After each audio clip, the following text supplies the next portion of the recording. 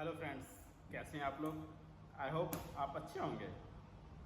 तो आज आपके लिए एक बहुत ही इंफॉर्मेटिव वीडियो है जिससे आप अपनी ज़िंदगी आराम से सुधार सकते हैं। जैसे कि आपको पता है अभी बहुत सारी नौकरियां जा चुकी हैं, तो कुछ ऐसे कोर्स लेके आया हूं आपके लिए जो आप घर बैठे मेरे इस वीडियो से आप सीख सकते हो और उससे आप अच्छी खासी अर्निंग कर सकते हैं। तो बेसिक कोर्स है, एक्सेल की कोर्स है जिसे हम माइक्रोसॉफ्ट एक्सेल कहते हैं। और ये मैं नहीं बताऊंगा आपको, ये बताएंगे जाने माने सर। हमारे पास जो हैं एक सर हैं, वो आपको ये वीडियो बताएंगे। बट वो कैमरा पे आने से थोड़ी सी हिचकिचा रहे हैं। बट अब मैं दोस्तों आपको लेके चलता हूँ उनके पीसी के, कंप्यूटर के स्क्रीन पे। वो अच्छी तरह आपको एक्सेल अच्छी से अच्छी तरीके से समझाएंगे। वीडियो थोड़ा लंबा हो सकता है दोस्तों, लेकिन आपके लिए फ़ायदेमंद होगा। यदि आपने ये वीडियो पूरा देख लिया तो आपको एक्सेल की कोई भी डाउट नहीं रहेगी, पूरी लाइफ नहीं रहेगी। यदि आपको एक बार में समझ नहीं आए तो वीडियो को पॉज करके या 2 बार 3 बार 4 बार आप इस वीडियो को देख सकते हो। तो दोस्तों वीडियो को प्लीज़ स्किप मत कीजिएगा और पूरा वीडियो देखिएगा। आपको एक्सेल की कोई भी डाउट नहीं रहेगी, क्योंकि एक्सेल के पर्टिकुलर पार्ट्स के लिए अलग अलग बहुत सारे वीडियो बहुत सारे यूट्यूब चैनल पे है। लेकिन मैंने ये सोचा कि अब जो बिगनर होते हैं, जो शुरुआत करना चाहते हैं एक्सेल सीखने के लिए, कंप्यूटर सीखने के लिए, उसके लिए उन चीज़ों को ढूंढना बहुत ही मुश्किल हो जाता है। इसमें बिगनर से लेकर के हायर लेवल तक की हर चीज़ सॉर्ट आउट किया हूँ इस वीडियो में। तो दोस्तों बिना किसी देरी के मैं आपको लेके चलता हूँ स्क्रीन पे। और उससे पहले यदि आप चैनल पे नए हैं तो चैनल को प्लीज़ सब्सक्राइब कीजिए और बेल आइकन को ज़रूर दबाइए, क्योंकि वो घंटी बजेगी जैसे मैं वीडियो डालूंगा आपके फ़ोन में। ये बेल आइकन बहुत इंपॉर्टेंट होता है। और वीडियो पसंद आए तो वीडियो को लास्ट में प्लीज़ लाइक कीजिएगा, और यदि ज़्यादा पसंद आ जाए अपने दोस्तों को शेयर कीजिएगा, क्योंकि नॉलेज बांटने से बढ़ती है। और जितने बार आप इस वीडियो को देखेंगे आपके लिए पूरे फायदेमंद वाली वीडियो होगी। तो दोस्तों चलिए शुरू करते हैं। तो जैसे कि मैंने आपको इंटर पार्ट से कहा कि आप एक्सेल बिगिनर्स हो, तो ये वीडियो आपको बहुत यूजफुल होने वाला है। तो कैसे? सबसे पहले तो मैं एक्सेल स्टार्ट करके दिखाऊंगा। एक्सेल के हर एक पार्ट को मैं एक्सप्लेन करूंगा। कुछ फॉर्मूलाज रहेंगे जो बेसिक लेवल पे या बिगिनर्स लेवल को पे आपको पता रहने चाहिए, वो भी मैं आपको बताऊंगा।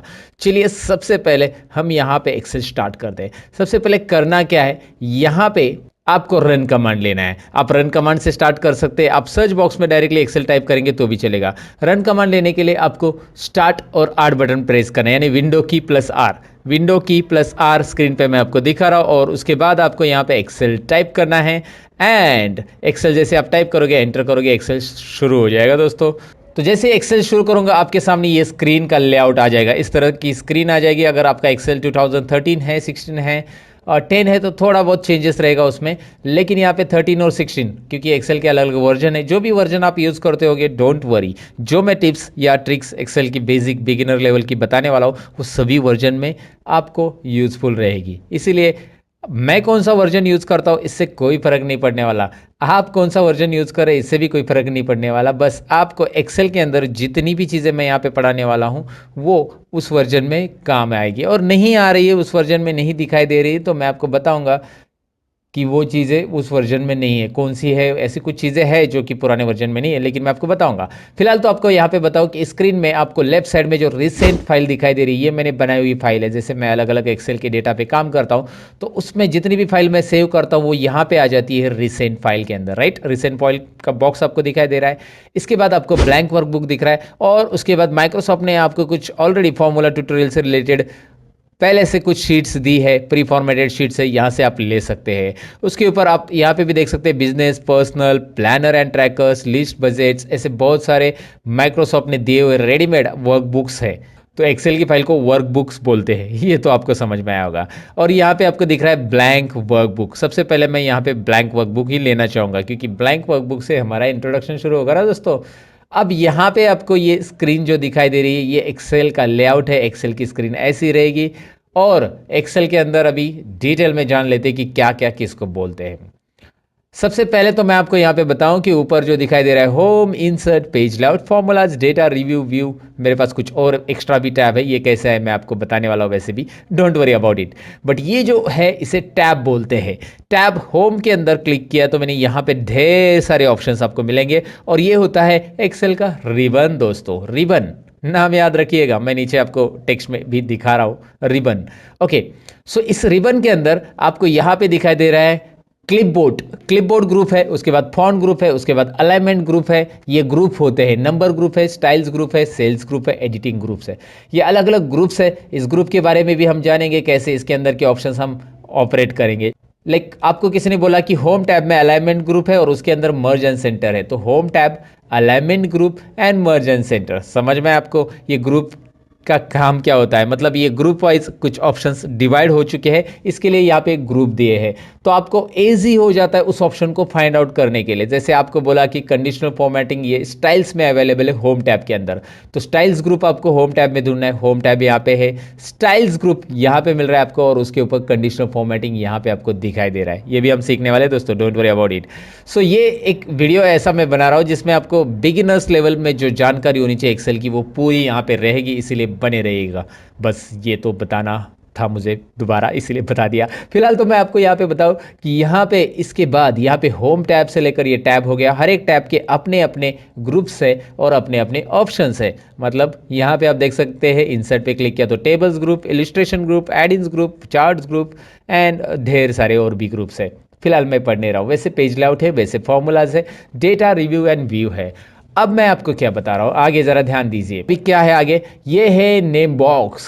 अब ये नेम बॉक्स की जानकारी हम आपको डिटेल में देने वाले, इसका नाम याद रखिए नेम बॉक्स, और जिस सेल में हम क्लिक करेंगे उसका वो नाम बता रहा है, ये भी आपको यहाँ पे समझ में आ जाएगा। जैसे मैं इस बॉक्स में क्लिक कर रहा हूँ, इस बॉक्स को वैसे सेल बोलते हैं एक्सेल में, ये बॉक्स जो है इसे सेल बोला जाता है, CELL, right.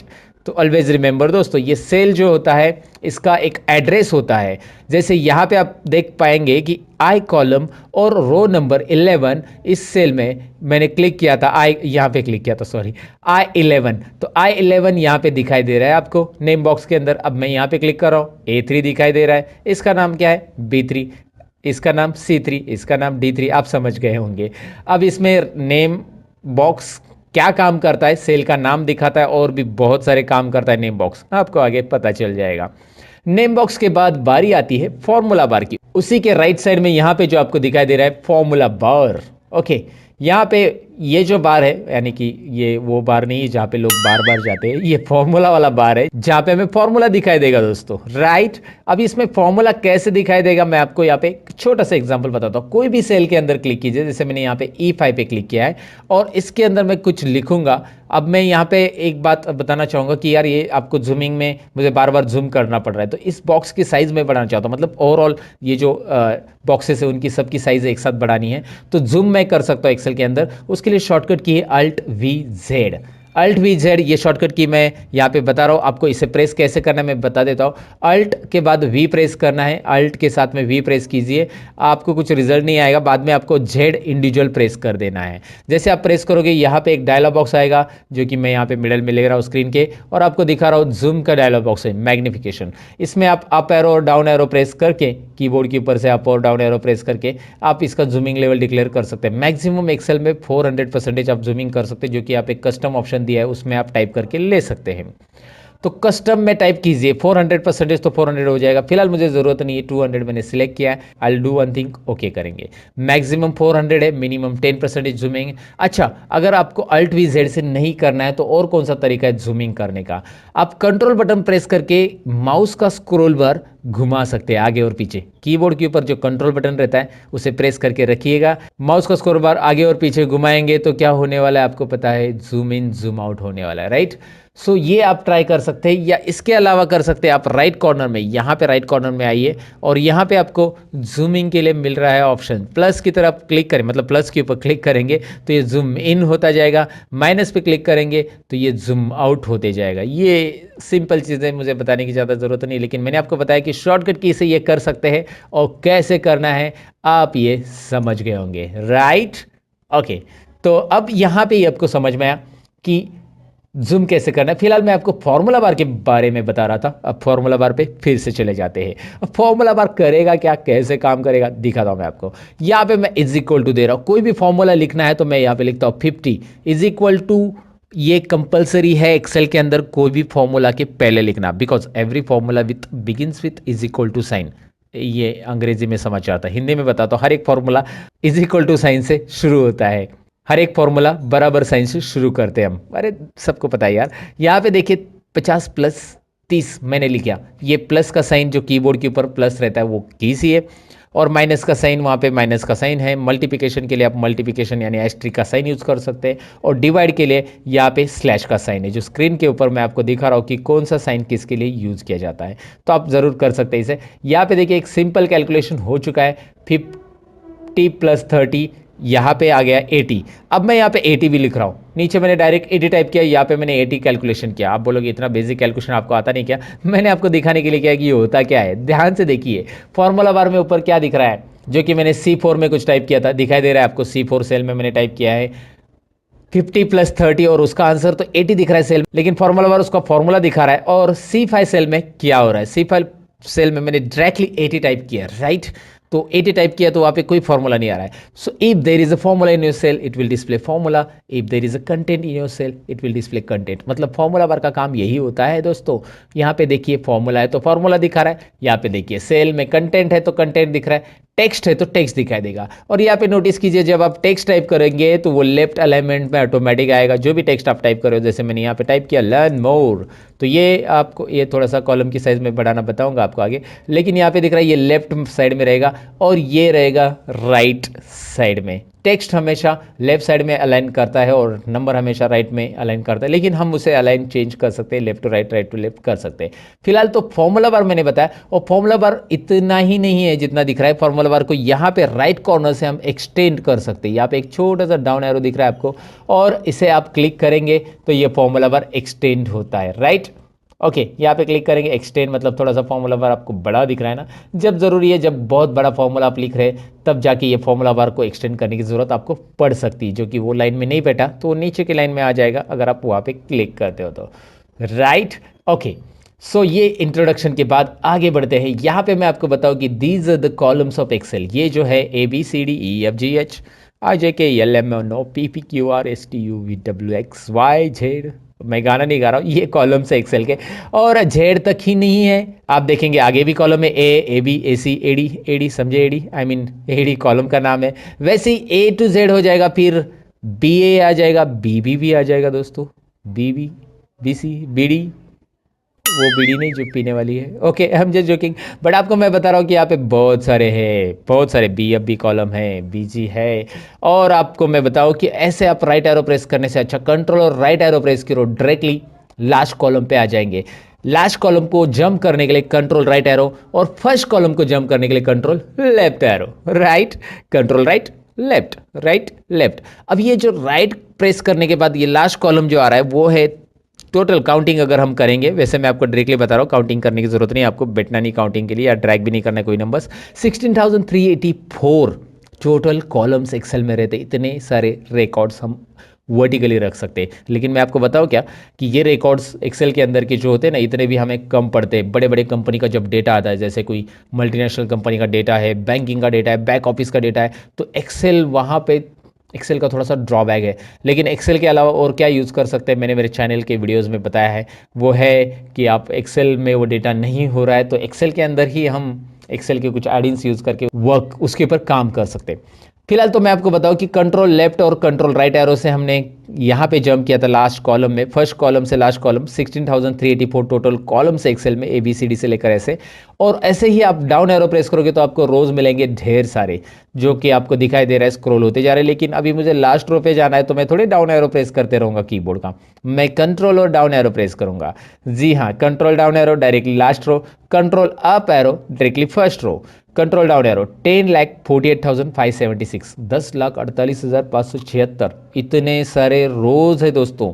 Oh my God, इतने सारे रोज, इतने सारा डेटा हम रख सकते हैं। अगर आपका कोई छोटा मोटा डेटा है तो you can easily enter it, but आपका जब बड़ा डेटा आता है तो एक्सेल के अंदर मैं आपको बताऊं कि 1 लाख रो रखने के बाद और उसके ऊपर फॉर्मूला अप्लाई करने के बाद एक्सेल सपोर्ट नहीं करता है। ये एक एक्सेल का कड़वा सच है दोस्तों। जी हाँ, 10 लाख रोज यहाँ पे है, आप 10 लाख का रिकॉर्ड रख सकते हैं, लेकिन जब आप कोई भी 10 लाख सेल्स पे अगर फॉर्मूला अप्लाई करने जाएंगे, you will not get proper result, because वो फाइल बहुत हेवी हो जाती है और एक्सेल हेवी फाइल को सपोर्ट नहीं कर पाता है। इसीलिए तो एक्सेल ने 2010 में ये बातें ध्यान में रखी और 2010 के ऑफिस के लिए 2010 से आगे जितना भी वर्जन है, 10, 13, 16 वर्जन जो है या 19 वर्जन है, उसके लिए पावर पाइवट ये लॉन्च किया गया है। पावर पाइवट यहाँ पे आपको एक मेनू दिख रहा है, पावर पाइवट, इसके बारे में मैं वीडियो बनाने वाला हूँ। आप इंटरेस्टेड हो तो पावर पाइवट आगे देखिएगा, लेकिन ये थोड़ा सा एडवांस लेवल या एडवांस एक्सेल के पार्ट में आता है। तो ये जहाँ पे डेटा बहुत बड़ा आता है, फॉर्मूले लगते हैं, तो एक्सेल वहाँ पे आपको सपोर्ट नहीं करता है। तो इसलिए उन्होंने पावर पाइवट बनाया जहाँ पे आप अलग फॉर्मूलाज यूज करके एक्सेल के अंदर पावर पाइवट में काम कर सकते हैं।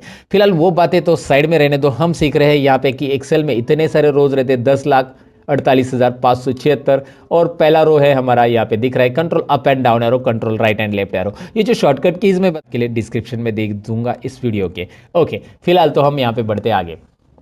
यहाँ पे कॉलम्स और रोज मैंने बताया, और कॉलम और रोज के इंटरसेक्शन में, यानी कि दोनों के एक दूसरे को जहाँ पे वो छेड़छाड़ करते हैं, आई मीन यहाँ पे आपको दिख रहा है एक बॉक्स बन रहा है, तो यहाँ पे इंटरसेक्शन जो हो रहा है उसको सेल बोलते हैं, जो कि सेल का हर एक का एड्रेस आ जाता है, यहाँ पे मैंने बताया था आपको। लेकिन जैसे आप ऐसे सेल सेलेक्ट कर ले तो इसे बोलते हैं रेंज ऑफ सेल। इसे क्या बोलते हैं? Range of cell. तो कौन सी रेंज है, क्या आप मुझे बता सकते हैं? नहीं, तो मैं आपको बता देता हूं, कोई बात नहीं। C3 सेल से लेकर F11, C3 से F11 लिखेंगे कैसे इसका? अगर लिखने की बारी आती है आपको कहीं पे, तो C3 से F11 बीच में कॉलन यूज किया जाता है रेंज को डिफाइन करने के लिए। तो ये रेंज हो गया। अगर आप ये सिलेक्ट करेंगे, टेल मी नाउ, D3 से लेकर F11, राइट? तो ये रेंज ऑफ सेल होता है, जो कि आपको याद रखना है, जिसमें हेड सेल हमेशा व्हाइट रहता है और बाकी सेल इस तरह से रहती है। तो रेंज ऑफ सेल या ग्रुप ऑफ सेल को एक साथ सेलेक्ट करने के बाद रेंज कौन सी होती है वो मैंने आपको बता दिया। नेम क्या होता है ये मैंने बता दिया। उसके बाद हम बढ़ते हैं आगे शीट की तरफ। यहाँ पे आपको दिखाई दे रहा है नीचे शीट 1 आ चुका है, और ऐसे आप एक्सेल में ढेर सारे शीट ले सकते हैं अलग अलग रिकॉर्ड्स रखने के लिए। मैं यहाँ पे बस प्लस पे क्लिक करते जा रहा हूँ।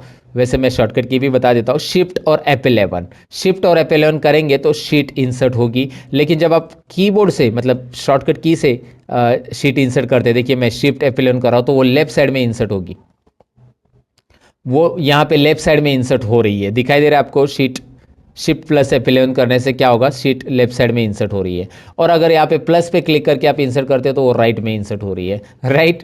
ओके, समझ में आपको? वो शीट को आप ऐसे अरेंज कर सकते हैं। वैसे ये 7 नंबर को यहाँ पे ड्रॉप करना है, 8 नंबर को यहाँ पे ड्रैग एंड ड्रॉप करना है, बस माउस का बटन क्लिक करके रखिए, ड्रैग एंड ड्रॉप, राइट? ये ऑर्डर में आ चुका है। कोई भी शीट कहीं पे भी आप रख सकते हैं।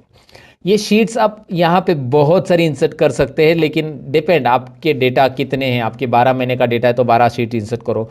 आपके पास बहुत सारा अलग अलग शीट्स का रिकॉर्ड है तो वहाँ पे अलग अलग शीट्स बना के अलग अलग रिकॉर्ड रख सकते हैं। जैसे हर एक शीट के अंदर उतने रोज और उतने कॉलम आपको मिलने वाले जितने कि पहले शीट में है। और यहाँ पे शीट से रिलेटेड कुछ और टिप्स एंड ट्रिक्स है जो आगे मैं आपके साथ शेयर करूंगा। लेकिन शीट को डिलीट कैसे करना है और रीनेम कैसे करना है ये चीज़ें बता के जाऊंगा। यहाँ पे कुछ बेसिक चीज़ें शीट से रिलेटेड देखते हैं। जैसे इस शीट में कुछ नाम देना है तो आप यहाँ पे राइट क्लिक कीजिए इस शीट के ऊपर और रीनेम ऑप्शन। इससे होगा क्या, इस शीट को आप कस्टमाइज नेम दे सकते हैं। और मैंने यहाँ पे लिया स्टूडेंट डेटा। जब भी मैं शीट का नाम दूंगा तो मेरा रिकमेंडेशन आपको ये रहेगा कि यहाँ पे अंडरस्कोर साइन ऐड कीजिए, स्पेस ना दीजिए। स्पेस भी दे सकते हैं आप, स्पेस से भी नाम ऐड होता है, कोई इशू नहीं है। बट मेरा रिकमेंडेशन इसलिए रहेगा क्योंकि आगे जाकर एक्सेल जब एडवांस आप सीखोगे तो आपको ये नाम देने की अगर आदत है तो इस नाम का बेनिफिट ये होता है कि जब आप प्रोग्रामिंग में इस शीट का नाम यूज़ करना चाहते हो तो कर सकते हैं, एक्सेल की VBA कोडिंग में वगैरह। तो इसलिए मैं आपको थोड़ा सा ऐसा प्रिपेयर करूँगा कि भाई आप थोड़े से एडवांस भी जानते हो एक्सेल के अंदर कि एक्सेल के अंदर शीट को नाम कैसे देना है। फिलहाल यहाँ पे मैंने स्पेलिंग मिस्टेक कर दी है, ओके, उसको मैंने करेक्ट कर दिया। ओके, स्टूडेंट डेटा, ऐसे शीट को आप राइट क्लिक करके रीनेम कर सकते हैं। नहीं चाहिए तो शीट को यहाँ से आप डिलीट कर सकते हैं, या आप ऊपर इंसर्ट है इंसर्ट भी कर सकते हैं शीट को। इसी शीट का कॉपी बनाना है कॉपी कर सकते हैं। इसका कोड भी है, प्रोटेक्ट भी है, इसका टैब कलर भी है। कोड प्रोटेक्ट जो है वो आगे देखने वाले हैं। फिलहाल टैब कलर देखिए, यहाँ पे टैब कलर मैं दे रहा हूँ। हर एक शीट को अलग अलग कलर देके आप इस तरह से फॉर्मेटिंग रख सकते हैं दोस्तों, राइट? सो ये तो चीज़ें आपको समझ में आई कि शीट कैसे इंसर्ट करते हैं, डिलीट कैसे करना है। लेकिन एक बात मैं यहाँ पे बताना चाहूँगा। शीट के अंदर मैंने कुछ कंटेंट लिखे हैं and after that I am going to delete this sheet. Right now I am going to delete, so it will show you one message. एक शीट का मैसेज आ रहा है, Microsoft Excel will permanently delete this sheet, do you want to continue. ये Excel क्या कर रहा है, पूरी की पूरी शीट परमानेंटली डिलीट कर रहा है। अगर आप इसे डिलीट करते हो तो आपको डेटा मिलने वाला नहीं है। मैंने डिलीट कर दिया, आप बोलोगे मैं अंडू कर सकता हूँ, नहीं होगा अंडू। कंट्रोल जेड यहाँ पे नहीं चलेगा दोस्तों, कंट्रोल जेड चलेगा बस आप जब शीट के अंदर के कुछ डेटा डिलीट करते, जैसे यहाँ पे डेटा डिलीट कर दिया, गलती से डिलीट हो गया, तो एक्सेल ने हमें दिया है अंडू या माइक्रोसॉफ्ट ने हमें दिया है अंडू। हमारी गलतियाँ माइक्रोसॉफ्ट हमें माफ़ करता है, एक नहीं 100 गलतियाँ भी अंडू कर सकते हैं हम, लाइफ में नहीं कर सकते, इतना याद रखना। I am just joking. Okay, तो यहाँ पे अंडू कर दिया मैंने, कंट्रोल जेड से अंडू हो गया, राइट। तो शीट के अंदर का डेटा डिलीट हो गया तो कोई बात नहीं, लेकिन शीट डिलीट हो गई तो वो अंडू नहीं होती, इसीलिए उसका डेटा चाहिए या नहीं चाहिए वो आपको कंफर्म करना है। यहाँ पे परमानेंट डिलीट हो रहा है, परमानेंट डिलीट तो आप समझ गए होंगे, राइट।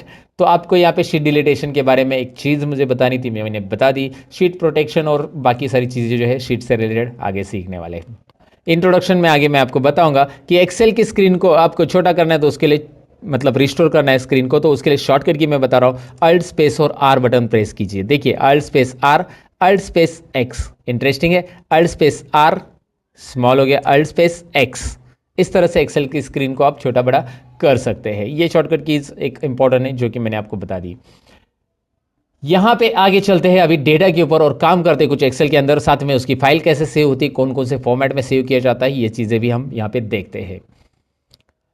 तो इंट्रोडक्शन के बाद अब नेक्स्ट पार्ट की तरफ बढ़ते हैं जिसमें डेटा टाइपिंग कैसे करना है यहाँ पे देखेंगे। एक्सेल के अंदर डेटा एंट्री होता है, ये आपने सुना ही होगा, लेकिन डेटा एंट्री कैसे करना है आपके सबके मन में ये क्वेश्चन रहेगा। तो सबसे पहले तो मैं क्या करता हूँ, इस वर्कबुक, ये दिख रहा है बुक 1 आ चुका है, इसको मुझे अभी क्लोज करना है, मुझे नया बुक लेना है, तो मैं कंट्रोल W करूँगा, कंट्रोल W क्लोज बुक। ये जो है एक्सेल वर्कबुक नहीं क्लोज होगा, जो हमारा ओपन बुक है, ओपन फाइल है एक्सेल की, वो क्लोज होगी। So do you want to save it, हमें सेव नहीं करना है, डोंट सेव पे मैं क्लिक करता हूँ। कंट्रोल N करूंगा नया वर्कबुक लेने के लिए, जहां पे आपको दिखाई दे रहा है नीचे आप देख सकते हैं शीट 1 नया फ्रेश आ चुका है, इस वर्कबुक का नाम देख सकते हैं बुक 2 आ चुका है, right. Okay, so now I will do one thing, पहले तो इसे जूम करूंगा, अल्ट VZ, हमेशा की तरह जूम हो गया। इसमें अभी कंटेंट टाइप करने के लिए मैं कोई भी रिकॉर्ड लेता हूं जो कि आपके फैमिलियर रहेगा, आपको पहचान का रहेगा, आपको इजी लगेगा, ऐसा डेटा जो कि हमने देखा रहेगा वो लेता हूं। सीरियल नंबर लेने के बाद मैंने लिया नेम ऑफ स्टूडेंट, आप कुछ भी ले लीजिए, एम्प्लॉय लीजिए या कुछ और। तो यहाँ पे देखिए बी और सी कॉलम के अंदर, यहाँ पे आपको दिखाई दे रहा है कि बी कॉलम के अंदर के कंटेंट सी में जा चुके हैं। ऐसा होना चाहिए क्या? नहीं, बी ने सी की जगह भी ले लिए, नहीं बी ने बी की जगह लेनी चाहिए, तो बी को जगह थोड़ी सी बड़ी चाहिए। इसके लिए हम करेंगे क्या, यहाँ पे बी और सी कॉलम के बीच में माउस लेके आएंगे, बी और सी कॉलम के बीच में जब हम माउस लाएंगे you will find out arrow, दिखाई दे रहा है ना। इससे क्या होगा, इससे आप ड्रैग कीजिए क्लिक करके, माउस से साइज बढ़ेगी, या फिर आप डबल क्लिक कीजिए, देखिए डबल क्लिक किया तो भी चलेगा, या ड्रैग करेंगे तो भी चलेगा। इट्स अप टू यू कि आपको क्या करना है, यहाँ पे कैसे करना है। डबल क्लिक करने और ड्रैग करने में फ़र्क क्या होता है, ड्रैग करने में आप एक्स्ट्रा साइज भी बढ़ा सकते हैं, लेकिन डबल क्लिक जब आप करते हो तो जितने कंटेंट की साइज है उतनी ही हो जाती है। अच्छा, इसके लिए कीबोर्ड का शॉर्टकट की भी है, मैं आपको बताऊंगा आगे। चलिए आगे देखेंगे कीबोर्ड से कैसे होगा वो भी। फिलहाल आपको मैं यहाँ पे बताता हूँ सब्जेक्ट 1, सब्जेक्ट 2, सब्जेक्ट 3, और यहाँ पे हम टोटल करेंगे, उसके बाद हम यहाँ पे मैक्स भी निकालेंगे। ये सब बेसिक फार्मूलाज हम इसमें कवर कर लेंगे। मिनिमम लेंगे, काउंट लेंगे, एवरेज लेंगे एंड परसेंटेज लेंगे। आप बोलेंगे एवरेज और परसेंटेज वो एक ही होता है? नहीं, देखेंगे एक ही होता है कि नहीं होता है, यहाँ पे पता चलेगा आपको। साथ में हम रिजल्ट भी निकालेंगे, ग्रेड भी निकालेंगे, ये सारी चीज़ें यहाँ पे देखेंगे कैसे करना है। सबसे पहले तो यहाँ पे सीरियल नंबर के नीचे कर्सर रखिए एंड नाउ टाइप 1 और 2।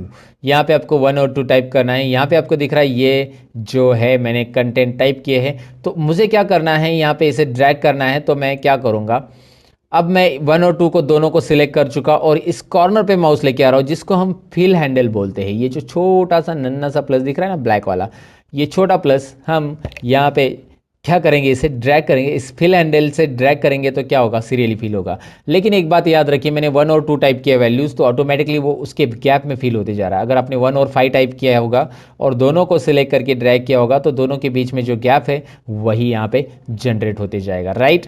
तो ये यहाँ पे समझ में आएगा। अगर आपने 1 लिखा और ड्रैग किया तो क्या होगा, सब जगह पे 1 1 होगा। लेकिन फिर भी आप चाहते 1 लिखे और ड्रैग करने के बाद भी, तो यहाँ पे माउस पॉइंटर लेके आइए और कंट्रोल बटन कीबोर्ड पे प्रेस कीजिए। होगा क्या इससे, जब आप कंट्रोल प्रेस करते तो you will find out small plus और और ऑन दैट प्लस। तो जो पहला प्लस है उसी के ऊपर एक और प्लस आ रहा है, देखो कंट्रोल छोड़ दिया, गया, कंट्रोल प्रेस किया, आ गया। अब करेंगे क्या, मैं आपको दिखाता हूँ। चलिए मैं कंट्रोल प्रेस करके इसको ड्रैग करूंगा तो ये सीरियली फिल होगा। मतलब कोई एक नंबर से भी आप सीरियली फिल कर सकते हैं, या 2 नंबर टाइप किया और दोनों को बिना कंट्रोल प्रेस करके फिल हैंडल से, फिल हैंडल याद रखना है, उससे ड्रैग करेंगे तो भी हो जाएगा। अच्छा यहाँ पे भी ऑप्शन है, आपने गलती से फिल सीरीज किया और आपको कॉपी सेल्स चाहिए तो यहाँ पे ऑप्शन है copy cells, fill formatting only, fill without formatting, flash fill, ये सारी चीज़ें आती है, ये आगे के है। लेकिन कॉपी सेल से क्या होगा देखिए यहाँ पे, फिलहाल मैं कंट्रोल जेड करता हूँ और दोबारा यहाँ पे मैं ड्रैग करूँगा कंट्रोल बटन प्रेस करके, और मैं यहाँ पे लगभग 5 स्टूडेंट ही लेता हूँ आपको एक एग्जाम्पल रिपोर्ट दिखाने के लिए। और यहाँ पे कॉपी सेल हो गया अभी, क्योंकि मैंने कंट्रोल छोड़ दिया, तो फिल सीरीज भी कर सकते हैं आप यहाँ से, राइट। तो ये छोटे छोटे ऑप्शन जो होते हैं ये बिगिनर्स लेवल के लिए बहुत इंपॉर्टेंट होते हैं, और मैं ये समझता हूँ कि आपको एक्सेल कुछ भी नहीं आता है, इसलिए ये सारी चीज़ें एक्सप्लेन कर रहा हूँ मैं, ईच एंड एवरी पॉइंट को डिटेल में एक्सप्लेन करूँगा दोस्तों। ओके, तो यहाँ पे मैं कंटेंट टाइप करूँगा, जैसे कि मैंने नाम लिए ABCD। Okay, it's up to you, कौन से भी नाम ले सकते हैं। एक बात ध्यान दीजिए, इस कॉलम की साइज़ देखिए कितनी बड़ी है। मैं इस कॉलम को डबल क्लिक करूँगा तो ऐसे छोटा हो जाएगा, इस कॉलम के ऊपर डबल क्लिक करूँगा तो ऐसा छोटा हो जाएगा। तो ऐसे हर एक कॉलम को करना पड़ेगा मुझे, राइट। इससे अच्छा मैं क्या करूँगा, ए से लेकर सब कुछ कॉलम को एक साथ सब कुछ ऐसे ड्रैग करूँगा, सभी कॉलम को ऐसे सेलेक्ट करूँगा जिसमें कंटेंट है। कैसे ड्रैग करना है देखिए, ए के ऊपर माउस पॉइंटर लाया, माउस का लेफ्ट बटन क्लिक करके रखा एंड ड्रैग किया एन तक, राइट, एन तक ड्रैग किया लेफ्ट बटन क्लिक करके। अब कहीं पे भी एक जॉइंट पे मतलब माउस पॉइंटर लेके आइए, कहीं पे भी आप एक जॉइंट पे लेके आइए माउस पॉइंटर, यहाँ पे देख सकते हैं, और इसके ऊपर डबल क्लिक कीजिए, सभी कॉलम की साइज एक साथ एडजस्ट हो गई, है ना इंटरेस्टिंग। आप ऐसे भी कर सकते हैं। अच्छा दूसरा तरीका क्या है, कीबोर्ड से कंट्रोल ए बटन प्रेस कीजिए, सिलेक्ट हो जाएगा, जितना भी डेटा टाइप किया वो सिलेक्ट हो गया। अब आपको प्रेस करना है कीबोर्ड पे एक शॉर्टकट की, वो है अल्ट प्रेस कीजिए, वो है अल्ट प्रेस कीजिएगा, उसके बाद एच प्रेस कीजिएगा, उसके बाद ओ, और उसके बाद आई। देखिए मैंने उसके बाद बोला, यानी कि अल्ट के साथ ये सारी चीज़ें प्रेस करके नहीं रखनी है, अल्ट प्रेस करके छोड़ देना है, एच प्रेस करके छोड़ देना है, ओ प्रेस करके छोड़ देना है, और आई प्रेस करना है। दोबारा देखिए, अल्ट एच ओ आई, राइट। तो ये होता क्या है मैं आपको बता देता हूँ, यहाँ पे ही पहले ही बता देता हूँ कि होता क्या है। जैसे आप अल्ट प्रेस करते हो तो यहाँ पे ऊपर दिखाई दे रहा है कि कौन से टैब के लिए कौन सी शॉर्टकट की बनी है। अल्ट प्रेस करते ही वो सारी शॉर्टकट कीज़ यहाँ पे दिखाई देती है। अच्छा हमें होम टैब में जाना है तो मैं एच प्रेस करता हूँ, चलिए मैं एच प्रेस करता हूँ तो होम टैब के सारे ऑप्शन यहाँ पे दिखाई देंगे। फिर होम टैब में ऐसा कौन सा ऑप्शन है जो हमारे कॉलम को ऑटो फिट करता है, वो है फॉर्मेट के अंदर, यहाँ पे फॉर्मेट जो दिखाई दे रहा है राइट साइड में उसके अंदर वो है, तो ओ है फॉर्मेट के लिए, तो मैंने ओ प्रेस किया, और ओ के अंदर आपको यहाँ पे दिखाई दे रहा है ऑटो फिट कॉलम विड्थ, जो ऑप्शन दिखाई दे रहा है ना, उसके लिए आपको आई प्रेस करना है। वैसे आपको रो करना है या बाकी सारी चीज़ों के लिए भी दिया है, फिलहाल तो हमें आई प्रेस करना है यहाँ पे, तो अल्ट एच ओ आई करेंगे तो ये ऑटोमेटिक हो जाता है। तो याद रखिए अल्ट का जो कीज़ है या कॉम्बिनेशन है ये आपको बहुत यूज़फुल होगा। अल्ट प्रेस करके छोड़ देना है, फिर एच, और उसके अंदर होम टैब के अंदर के ऑप्शन, ऐसे आप ऑपरेट कर सकते हैं। ऐसे ढेर सारी शॉर्टकट की बना के आप प्रैक्टिस कर सकते हैं, इसे ज़रूर ट्राई कीजिएगा दोस्तों। अब यहाँ पे लगभग हमने टाइप कर लिया हमारा डेटा एंट्री करने के लिए आपको टाइप कैसे करना है मैंने आपको बताया। डेटा एंट्री की टिप्स भी इसमें मैं आपको बताऊंगा। सबसे पहली टिप्स देखिए डेटा एंट्री में, यहाँ पे ही मुझे डेटा फिल करना है सब्जेक्ट 1 2 3 में, राइट। और आपको पता है कि इसके बाद ये खत्म होने के बाद यहाँ पे टाइप करना है, यहाँ पे टाइप करना है। तो इससे अच्छा इन तीनों को सिलेक्ट कीजिए। जितने भी डेटा पे आपको कुछ भी टाइप करना रहता है उसको आपको सिलेक्ट करना बहुत ज़रूरी है। जब आप सिलेक्ट करोगे तो उसका बेनिफिट क्या होगा, चलिए मैं आपको दिखाता हूँ। यहाँ पे कोई नंबर मैं टाइप करूँगा तो ये नंबर टाइप करने के बाद कर्सर ऑटोमेटिकली नेक्स्ट सेल में चला जा रहा है, आपको नेक्स्ट सेल में जाने की ज़रूरत नहीं है। देखिए दिखाई दे रहा है ना आपको, यहाँ पे बस नंबर न्यूमेरिक कीपैड का एंटर कीजिए, नंबर टाइप कीजिए, और न्यूमेरिक कीपैड पे जो एंटर बटन है वो प्रेस कीजिए, ऑटोमेटिकली कर्सर आपका नेक्स्ट यहाँ पे आ चुका है। तो यहाँ पे आपने एक बॉक्स सिलेक्ट करने के बाद उस बॉक्स के अंदर आप इस तरह से सिलेक्शन आपका रहेगा। बस आपको यहाँ पे नंबर टाइप करके एंटर करना है। फास्ट डेटा एंटर करने के लिए ट्रिक्स या डेटा एंट्री के लिए ट्रिक्स ज़रूर आजमाइएगा दोस्तों। अच्छा अब इसकी टोटल कैसे करते देखिए, यहाँ पे तीनों को सिलेक्ट कर रहा हूँ मैं, और तीनों को सिलेक्ट करने के बाद इसका टोटल आता है 142। देखिए इन तीनों को सिलेक्ट करता हूँ, इसका टोटल आता है 118। इन तीनों को सिलेक्ट कर रहा हूँ, इसका टोटल आ रहा है 76। मैं इतना फास्ट कैलकुलेशन कैसे कर रहा हूँ, मैं नहीं कर रहा हूँ दोस्तों, एक्सेल खुद कर रहा है। तो जैसे मैं इसे सेलेक्ट कर रहा हूँ, यहाँ पे बॉटम में देखिए मैं यहाँ पे दिखा रहा हूँ आपको सम और काउंट और एवरेज तीनों भी आ रहा है, राइट। यहाँ पे मैं देख के बता रहा हूँ आपको, मैं खुद कैलकुलेशन नहीं कर रहा हूँ। तो यहाँ पे सिंपल है, आपको करना क्या, इन तीनों को सिलेक्ट, यहाँ पे टोटल आ रही है, लेकिन ये टोटल मुझे यहाँ पे चाहिए। तो आई डू वन थिंग, यहाँ पे दिखाई दे रहा है राइट कॉर्नर में, होम टैब में राइट कॉर्नर में ऑटो सम ऑप्शन दिखाई दे रहा है। इस पर आप क्लिक करेंगे ना डायरेक्टली इस ऑटो सम पे, तो यहाँ पे डायरेक्टली ऑटो सम कर लेगा और उसके अंदर एक प्री डिफाइंड फॉर्मूला आता है जिसको एक्सेल में बोला जाता है फंक्शन। ये है एक्सेल का सम फंक्शन, सबसे पहला फंक्शन हम सीख रहे हैं जिसमें ऑटोमेटिक टोटल करेंगे। और ये होता है एक्सेल में predefined formula. Always remember कि predefined formula in Excel is called a function. Excel में फॉर्मूला और फंक्शन ये दो अलग अलग वर्ड क्यों हैं, क्योंकि फंक्शन यानी कि एक्सेल के अंदर हम कोई भी फॉर्मूला नहीं लगाएंगे, जो पहले से दिया रहेगा उसके अंदर कोई भी मैथमेटिकल साइन हम नहीं ऐड करेंगे। यहाँ पे दिख रहा है हमने प्लस का साइन नहीं ऐड किया है, फिर भी हमें इसकी टोटल मिल रही है। तो पहले से डिफाइन किया गया फॉर्मूला जो होता है उसे हम एक्सेल में फंक्शन बोलते हैं। और अगर हमें इसकी टोटल करनी होती, मैं डिलीट कर रहा हूँ इसे, अगर इसे हमें टोटल करनी है तो मैं इज इक्वल टू करूंगा, इस सेल पे क्लिक करूंगा, ये है C2 जो कि एड्रेस दिखाई दे रहा है उसका, प्लस ये D2 प्लस ये है E2। इस तरह का ये जो होगा ये हमारा फॉर्मूला है। सो फॉर्मूला और फंक्शन में यहाँ पे समझने की कोशिश कीजिए कि उसका एक्चुअली फॉर्मूला क्या होता है। एक्सेल में ये फॉर्मूला है जो कि कस्टमाइज दिया हमने, और इसके पहले जो किया था वो फंक्शन है। और यहाँ पे मैं इसके ऊपर डबल क्लिक करूंगा तो सारे आंसर आ गए, मुझे बार बार फॉर्मूला देने की ज़रूरत नहीं है दोस्तों।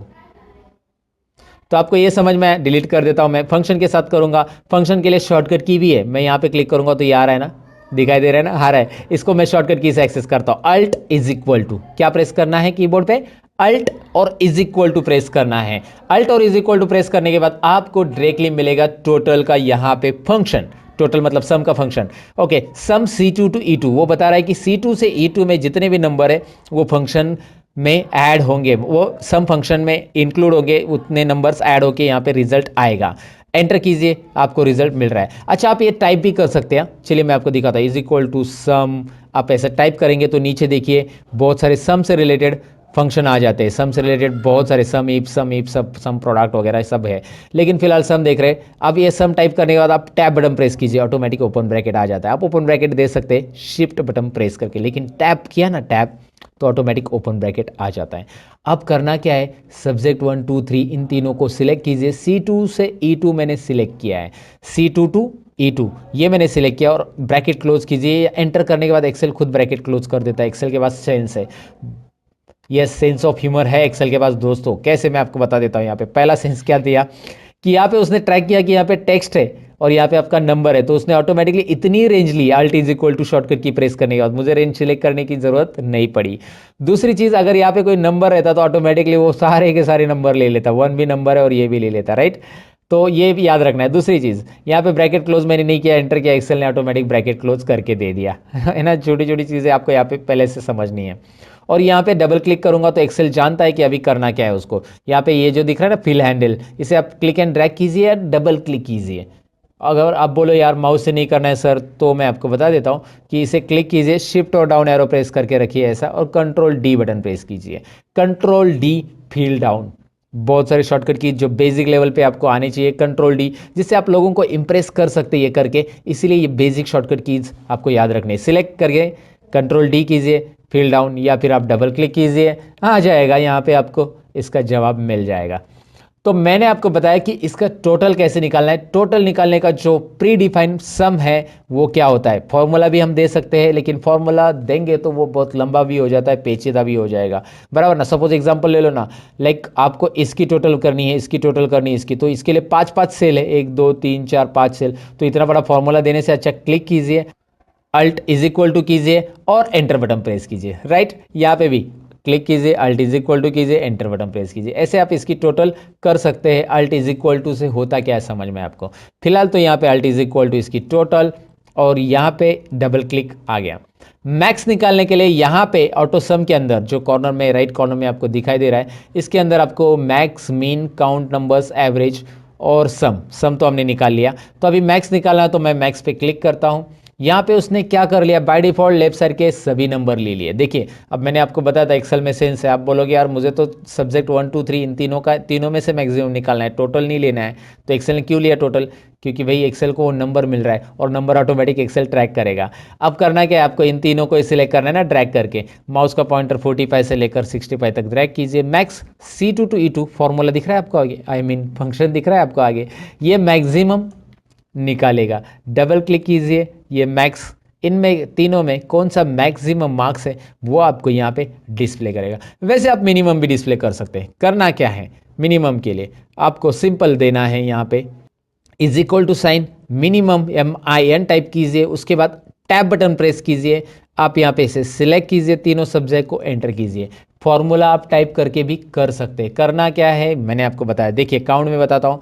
करना क्या है, is equal to COUNT, UN type किया तो भी ऑटोमेटिक नीचे हाईलाइट हो रहा है। उसके बाद नीचे जैसे ही वो ब्लू कलर में हाईलाइट होता है वो फॉर्मूला जो भी हमारा रिक्वायर्ड है, टैब बटन प्रेस करने से आगे का T वगैरह टाइप करने की जरूरत नहीं पड़ेगी।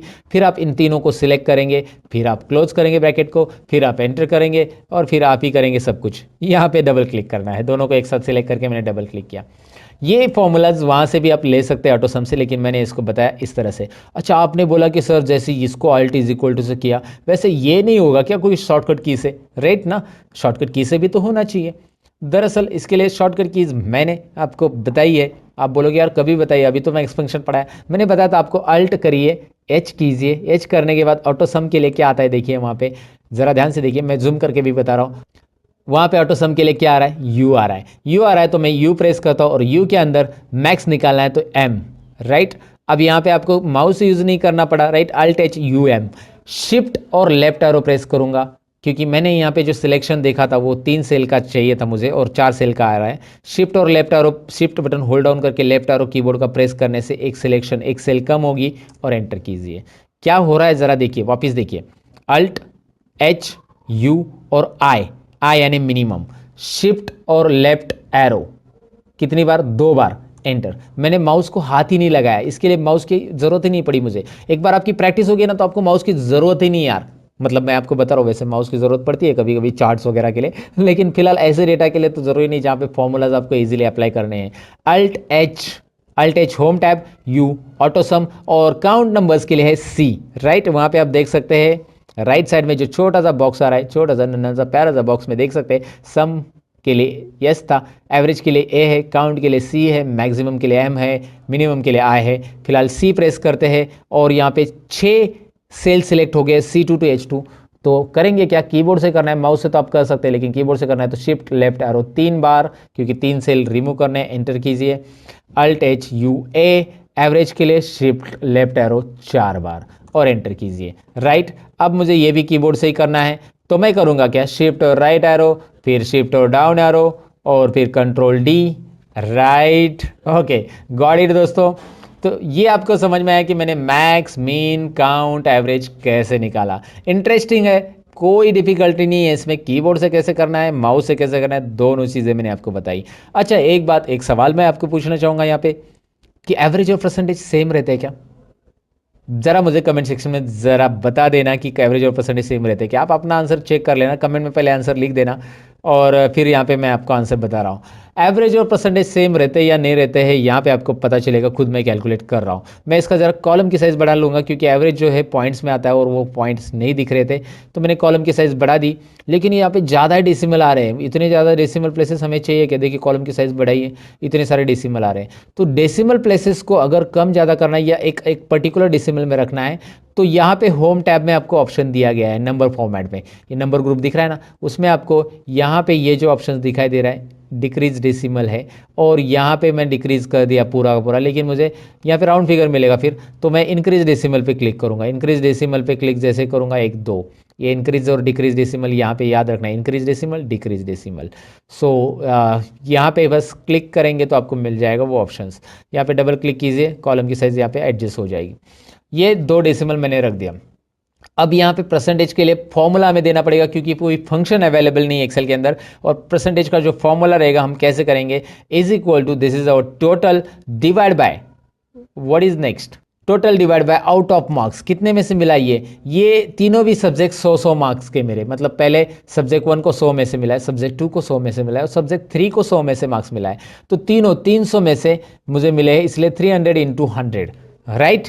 सो 300 इंटू 100 अगर मैं क्रॉस मल्टीप्लिकेशन करूंगा तो दोनों जीरो हट जाएंगे और यहाँ पे मैं 3 लिखूंगा तो भी चलेगा, लेकिन मैं आपको फॉर्मूला समझाने के लिए ऐसा लिख रहा हूँ, एंटर करूंगा और मैं यहाँ पे डबल क्लिक करूंगा और यहाँ पे देखिए क्या हो रहा है, एवरेज और परसेंटेज यहाँ पे आपको दिखाई दे रहा है। यहाँ पे डेसिमल प्लेसेस एक काम कीजिए, कम कीजिए, 2 डेसिमल प्लेसेस रखिए बस, और आपको एवरेज और परसेंटेज सिमिलर दिख रहा है या नहीं, ज़रा बताइए। सिमिलर है आप बोलेंगे, सिमिलर ही होता है ऐसा आप बोलेंगे, लेकिन कुछ केसेस में सिमिलर है, कुछ केसेस में नहीं। अब कैसे, मैं आपको बता देता हूँ। अगर आपके सब्जेक्ट तीनों भी सब्जेक्ट 100 मार्क्स के हैं तो एवरेज और परसेंटेज सिमिलर रहेगा, लेकिन कोई एक सब्जेक्ट 150 में से मार्क्स मिले हैं, so it is possible to like get 148 marks, है ना। आपको 148 मिले हैं 150 में से, राइट। इधर 100 में से मिले आपको 98 और इधर 100 में से मिले आपको 95। तो अब आपका मार्क्स, यहाँ पे ज़रा डबल क्लिक करता हूँ मैं, यहाँ पे भी डबल क्लिक करता हूँ क्योंकि ये ऐसा आ गया ना, ज़रा ध्यान से देखिए, यहाँ पे हैश आ रहा है ना, तो यहाँ पे एक कॉलम की साइज़ कम पड़ रही, समझ जाना। ये छोटी छोटी चीज़ें डेटा एंट्री में याद रखना। तो आपको कॉलम की साइज़ बढ़ा देना है, डबल क्लिक करना है, ऐसे आप कर सकते हैं।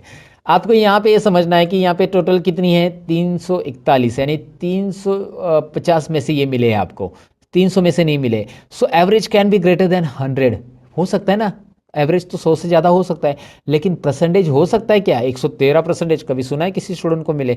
तो भैया आपका कैलकुलेशन तो गलत है, क्योंकि ये मिले हैं आपको 350 में से। तो यहाँ पे एक तो आप 350 लिखो, या फिर इसको आप इस तरह से लिखो 3.5, ये भी चलेगा, क्योंकि क्रॉस मल्टीप्लिकेशन में 2 जीरो जो है इधर पॉइंट में आ जाएंगे। तो ये देखिए आपका जवाब क्या आएगा। इस तरह के आपके परसेंटेज रहेंगे, 97% आपको मिले रहेंगे और एवरेज इस तरह से रहेगा। तो एवरेज और परसेंटेज अलग अलग होगा जब आपके सब्जेक्ट के मार्क्स कुछ अलग ही है, 100 नहीं है। 100 में से है तो एवरेज और परसेंटेज सिमिलर रहेगा। फिलहाल मैं इसे अंडू कर देता हूँ सारी चीज़ों को, और मैं आपको ये बताने के लिए ये मैंने सारी चीज़ें या उटपटांग हरकतें की कि एवरेज और परसेंटेज अलग अलग कौन से केसेस में होते हैं। अब आप किसी को भी बता सकते हैं। बहुत सारे लोगों की एक गलतफहमी होती है कि ये दोनों इक्वल रहते हैं, लेकिन कुछ केसेस में ये दोनों सिमिलर या इक्वल हम नहीं कह सकते उसको, राइट। अब रिजल्ट और ग्रेड तो हम निकालने वाले दोस्तों, ये ज़रा ट्रिकी फॉर्मूला, यहाँ पे इफ कंडीशन हम सीखने वाले हैं, और इफ कंडीशन से हम रिजल्ट और ग्रेड कैसे निकालेंगे सीखेंगे। लेकिन उसके पहले कुछ चीज़ें हम यहाँ पे सीख लेंगे। सबसे पहले तो हम कंडीशनल फॉर्मेटिंग सीख लेंगे। अब कंडीशनल फॉर्मेटिंग इनके ऊपर मुझे देनी है। सब्जेक्ट 1, 2, 3 को मैंने सिलेक्ट किया है।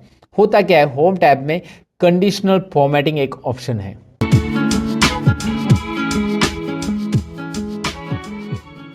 तो यहाँ पे जो कंडीशनल फॉर्मेटिंग ऑप्शन दिखाई दे रहा है, उसका काम क्या है मैं आपको बता देता हूँ। जैसे आप उस पर क्लिक करोगे, highlight cells rules, top bottom rules, data bars, colour scale, icon set, ढेर सारी चीज़ें आ रही है। तो यहाँ पे हाईलाइट सेल्स रूल्स हम सीखने वाले हैं। एडवांस कंडीशनल फॉर्मेटिंग भी होता है, जो कि मैं आपको आगे बताऊंगा। फिलहाल तो हम बेसिक चीज़ें पहले सीख लेते हैं इजीली। यहाँ पे कुछ हाईलाइट सेल्स रूल्स आपको दिखाई दे रहे हैं, जिसमें आपको greater than, less than, between, equal to, text that contains, data occurring and duplicate values, right. अब मैं आपको सबसे पहले बताऊंगा कि कंडीशनल फॉर्मेटिंग करेगा क्या। जो नंबर्स मैंने सिलेक्ट किए हैं उसके ऊपर हम कुछ कंडीशन के अकॉर्डिंग फॉर्मेटिंग देंगे।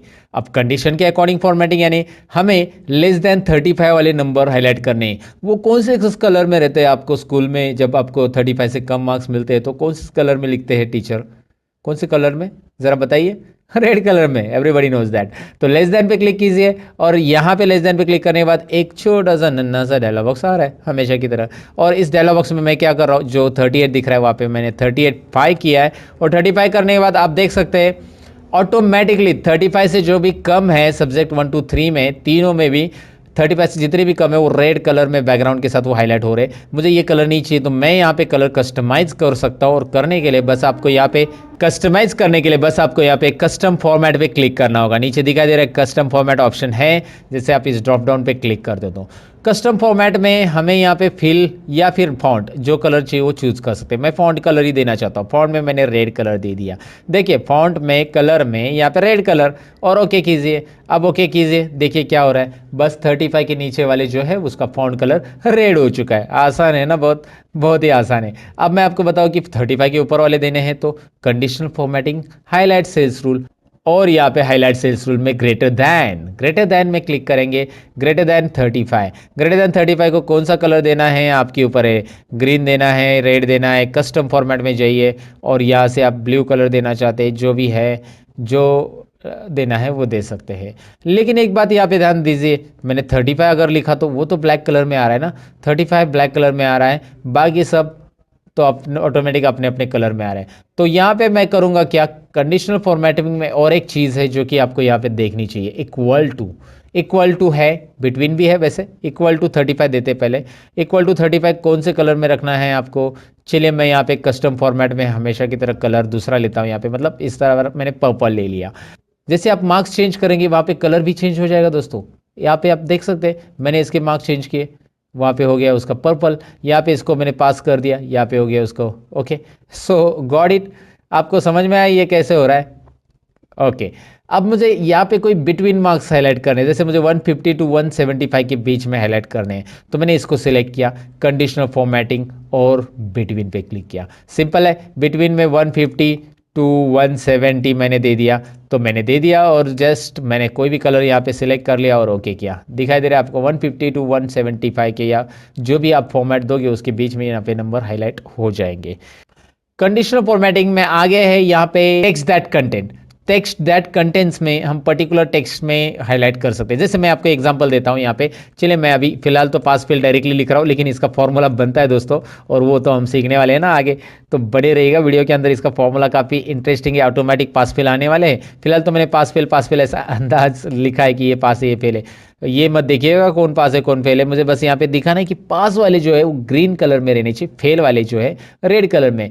तो मैं वही करूँगा, यहाँ पे एक कंडीशनल फॉर्मेटिंग में जो ऑप्शन था वो पिक करूँगा, टेक्स्ट दैट कंटेन्स। जिस टेक्स्ट के अंदर पास है उसको मैं ये वाला ग्रीन वाला कलर देना चाहता हूँ। चलिए मैंने यहाँ पे डायरेक्टली प्री डिफाइन जो कलर है ना, green fill with the dark green text, वो दे दिया।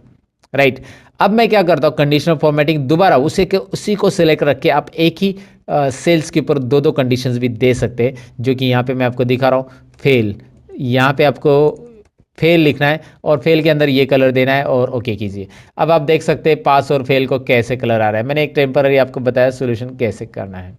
उसके अलावा यहाँ पे अगर मैं आपको बताऊँ कि कोई डेट्स है तो डेट्स के लिए भी आप फॉर्मूला दे सकते हैं। जैसे यहाँ पे कोई डेट्स नहीं है, but I do one thing, यहाँ पे मैं कोई डेट लेता हूँ।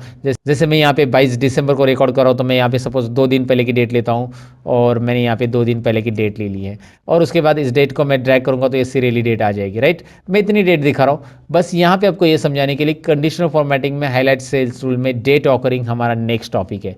डेट ऑकरिंग में जब हम क्लिक करेंगे, एस्टरडे कल की डेट, आज 22 तारीख है तो कल की डेट 21 तारीख, टुडे है ना, right, tomorrow, in last 7 days, ऐसी बहुत सारी चीज़ें इसमें, ये सेल्स रिपोर्ट वगैरह में बहुत काम आती है। आप अगर हाईलाइट करके रखना चाहते हैं सेल्स को, अगर आप ये फॉर्मूला देके रखेंगे तो ऑटोमेटिकली नेक्स्ट वीक की डेट, दिस वीक की डेट है ना, ये सब यहाँ पे हाईलाइट होगी। लास्ट वीक की, इन लास्ट 7 डेज, यहाँ पे तो 7 डेज नहीं, मैंने 2-4 ही डेट ली है। तो ये कंडीशनल फॉर्मेटिंग आप यहाँ पे अप्लाई कर सकते हैं डेट वाइज। फिलहाल मैंने उस पर नहीं किया, लेकिन मैंने आपको बता दिया। अच्छा, दूसरी चीज़ यहाँ पे मैं आपको बताना चाहूँगा कि यहाँ पे नाम है और आप चाहते कि यहाँ पे किसी का भी नाम डुप्लीकेट आए तो वो हाईलाइट हो जाए, या आपने मोबाइल नंबर लिखा रहेगा तो डुप्लीकेट मोबाइल नंबर एंटर करते हैं तो वो हाईलाइट हो जाए। तो डुप्लीकेट वैल्यूज़ आपको पता चले एंटर करने के बाद, तो सबसे पहले इस कॉलम पे पूरे कॉलम को सिलेक्ट कीजिए, क्योंकि पूरे कॉलम में जब आप एंटर करेंगे तो आपको पता चलना चाहिए। तो बी कॉलम पे क्लिक करने के बाद conditional formatting, highlight cells rule, और लास्ट ऑप्शन जो है यहाँ पे देखना है, from this list duplicate values, ये दिखाई दे रहा है, क्लिक कीजिएगा। क्लिक करने के बाद बस यहाँ पे कलर तो ऑटोमेटिक आने वाला है, कलर है, डुप्लीकेट वैल्यूज यहाँ पे रखिए और ओके कीजिए। डुप्लीकेट ही रखना है। और अभी क्या होगा देखिए, मैं आपको बता देता हूँ कि ए अगर हमने डबल लिखा तो क्या हो रहा है। अगर मैं यहाँ पे ऐप लिखता हूँ सो कुछ भी प्रॉब्लम नहीं है, जी लिखता हूँ उसे कुछ प्रॉब्लम नहीं है, लेकिन उस लिस्ट में अगर वो नाम दोबारा आता है, जैसे ये नाम दोबारा आ गया है बी, तो वो हाईलाइट कर रहा है 2 बार है भैया, ये भी 2 बार है, कहाँ पे वो बता रहा है, सी डी भी हाईलाइट कर रहा है। राइट, सो डुप्लीकेट वैल्यू हाईलाइट करने के लिए काफ़ी इंटरेस्टिंग है। आपने ए बी सी डी लिखा है, मैंने ये मत समझो कि ए बी सी डी आएगा खाली, मैंने अनिल नाम लिखा, और अगर अनिल नाम पहले से लिखा होगा लिस्ट में, लुक एट हियर, राइट, तो ये भी यहाँ पे हो जाएगा हाईलाइट। इंटरेस्टिंग है, ये सारी चीज़ें आपको समझ में आई होगी कंडीशनल फॉर्मेटिंग करना कैसे है। कंडीशनल फॉर्मेटिंग में यहाँ पे इस मार्क्स को कुछ अलग तरीके से फॉर्मेट करने के लिए मैं यहाँ पे सबसे पहले इसका फॉर्मेटिंग हटाना चाहूँगा। तो मैं कंडीशनल फॉर्मेटिंग में जाता हूँ, क्लियर रूल्स, और यहाँ पे दो ऑप्शन रहते हैं कि आपको पूरे शीट का रूल क्लियर करना है, मतलब यहाँ पे राइट साइड में पास फेल को लगाया हुआ रूल भी क्रिएट करना है। तो clear rules from entire sheet कीजिए, सबके रूल जाएंगे, जो सिलेक्टेड है उनके भी जाएंगे, बाकी के भी जाएंगे। और क्लियर रूल्स फ्रॉम सिलेक्टेड मतलब जो नंबर सिलेक्टेड है उसी के जाएंगे। तो मैं फिलहाल नंबर के गायब करना चाहता हूँ, तो देखिए नंबर के रूल्स गायब हो गए। अब यहाँ पे कंडीशनल फॉर्मेटिंग में आपको मैं बताऊँ कि टॉप बॉटम रूल्स भी है कि इसमें टॉप 10 आइटम्स अगर आपको हाईलाइट करने तो होंगे, टॉप 1 आइटम्स हाईलाइट करने हैं तो यहाँ पे टॉप 1 दिखाई देगा, क्योंकि 65 ही टॉप 1 है तो सभी के सभी हाईलाइट हो जाएंगे। टॉप 2, 3, 4, 5 में वही आएंगे, 6 में नेक्स्ट आइटम आएगा। तो ये टॉप आइटम्स हाईलाइट करने के लिए वैसे आप यहाँ पे बॉटम और बाकी सब आइटम्स हाईलाइट कर सकते हैं। जो आइटम जो नंबर आप हाईलाइट करना चाहते हो वो हाईलाइट कर सकते हैं। आइटम्स हमारे हिंदी में कुछ अलग तरीके से बोला जाता है या मीनिंग लिया जाता है, लेकिन यहाँ पे आइटम्स मतलब नंबर से हमारे दोस्तों। सो समझ में आपको ये कैसे करना है। टॉप बॉटम टॉप 10% ये ज़रा ट्राई मारिएगा इसके ऊपर ज़रा। डेटा बार्स में यहाँ पे मैं आपको बताऊँ कि डेटा बार्स में जैसे ही आप कोई भी यहाँ पे नंबर्स मतलब कोई भी कलर्स के ऊपर या ग्रेडियंट के ऊपर सेलेक्ट करते हैं, सॉलिड फिल लीजिए या डेटा बार्स में ग्रेडियंट फिल लीजिए, यहाँ पे आपको वो कलर्स में वो पर्टिकुलर सेल पूरा यहाँ पे फिलअप दिखाई देगा।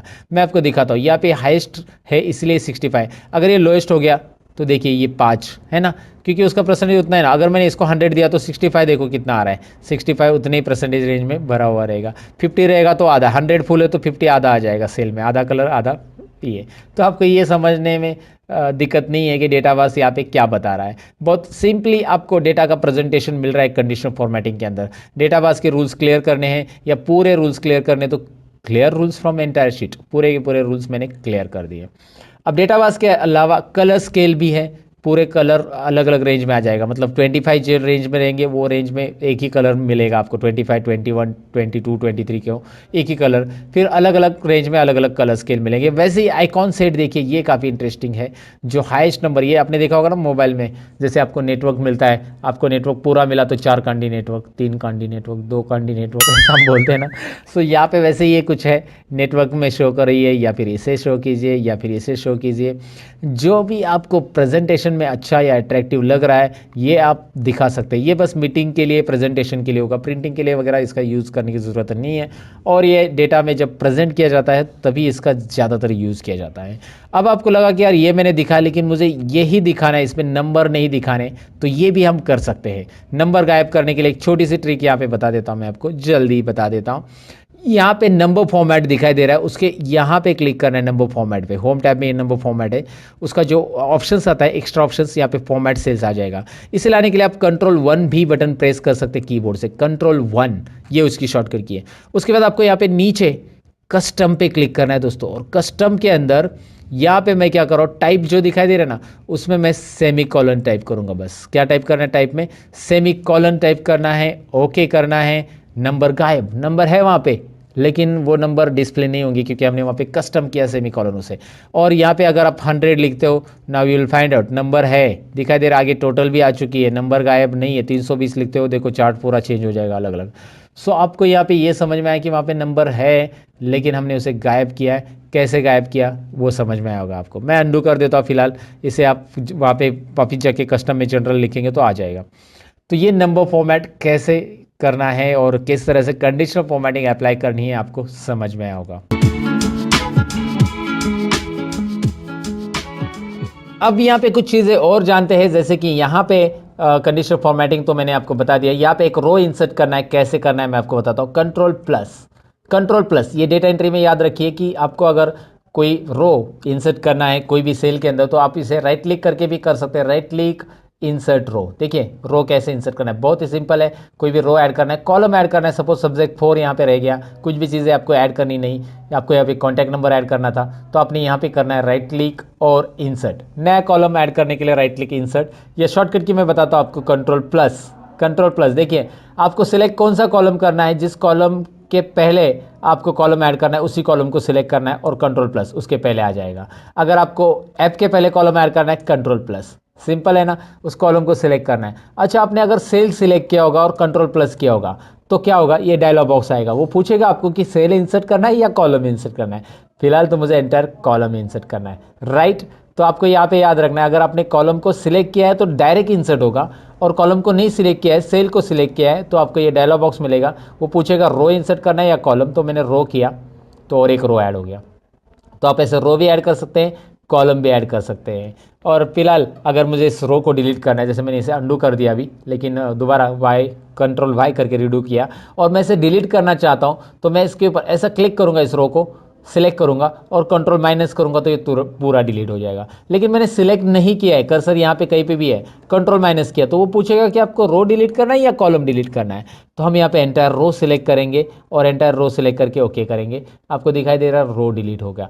कंट्रोल प्लस ऐड होगा, कंट्रोल माइनस डिलीट होगा। अगर आपने रो सिलेक्ट करके रखा है तो रो ऐड होगा, और आपने कॉलम सिलेक्ट किया है तो कॉलम ऐड होगा कंट्रोल प्लस से, और रो सिलेक्ट करके रखा है कंट्रोल माइनस किया तो रो डिलीट होगा, और कॉलम सिलेक्ट करके रखा है और कंट्रोल माइनस किया तो कॉलम डिलीट होगा। ये शॉर्टकट की याद रखना है। वैसे उसके लिए alt I C insert column ये एक शॉर्टकट की बनती है, और alt I R insert row ये भी एक शॉर्टकट की बनती है, जो कि मैंने आपको बता दिया। अभी आप डिसाइड कर लो आपको कौन सी शॉर्टकट की यूज़ करनी है, अल्ट आई सी करनी है, अल्ट आई आर करना है, व्हाटएवर, या कंट्रोल प्लस माइनस करना है।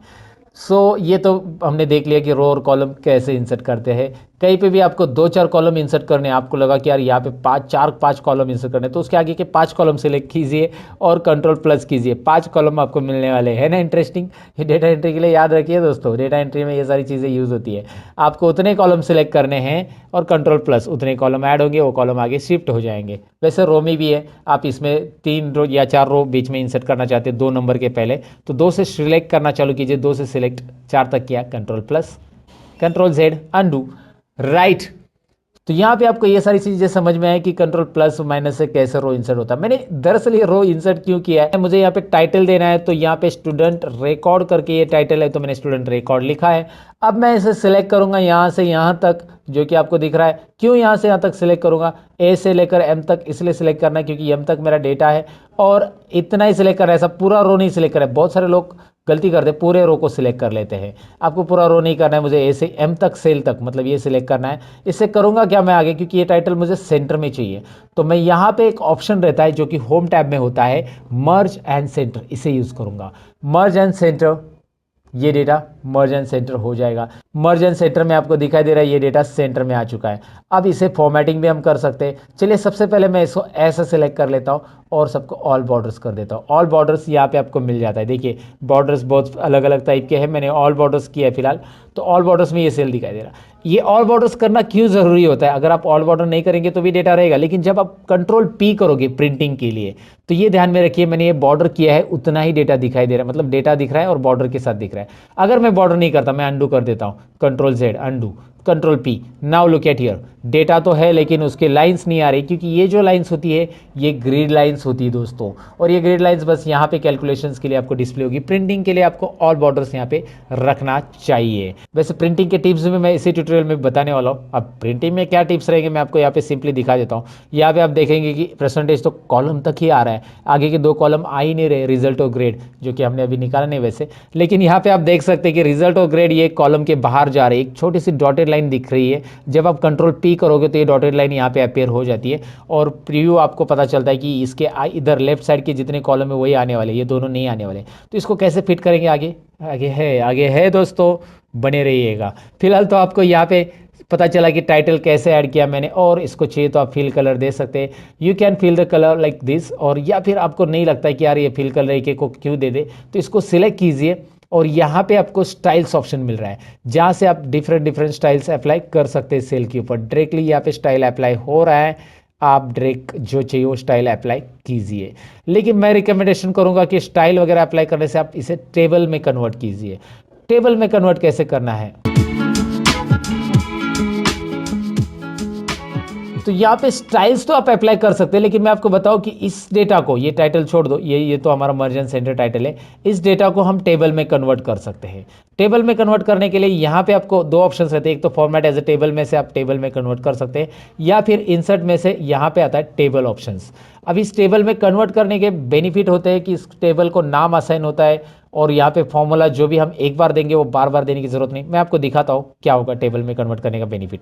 चलिए प्रैक्टिकली देखते हैं। फॉर्मेट एज ए टेबल में जाते हैं, यहाँ पे जो भी डिज़ाइन आपको पसंद है यहाँ से आप डिज़ाइन पिक करिए। आपको लगा ये डिज़ाइन पसंद है, वो पूछ रहा है कि where is the data for your table, and नीचे आपको एक ऑप्शन भी पूछ रहा है my table has a headers. तो मैंने ऑलरेडी उसे चेक किया है कि मेरे टेबल को हेडर है, ऑलरेडी हेडर है ना, मैंने लिखा है सीरियल नंबर नेम, और मैंने यहाँ पे ये जो है मेन सेंटर हेडिंग वो नहीं लिया, याद रखिए वो लेने की ज़रूरत नहीं टेबल कन्वर्ट करते समय। टेबल में यहाँ पे मैंने इसे रेंज को ऑलरेडी डिफाइन किया था पहले से, तो इसलिए वो रेंज आ चुकी है। आप बदलना चाहते हो तो इसे दोबारा आप सिलेक्ट कर सकते हैं, ऐसे नीचे और बढ़ाना चाहते हैं टेबल में तो और भी बढ़ा सकते हैं, वैसे ज़रूरी नहीं। फिलहाल ओके कीजिए।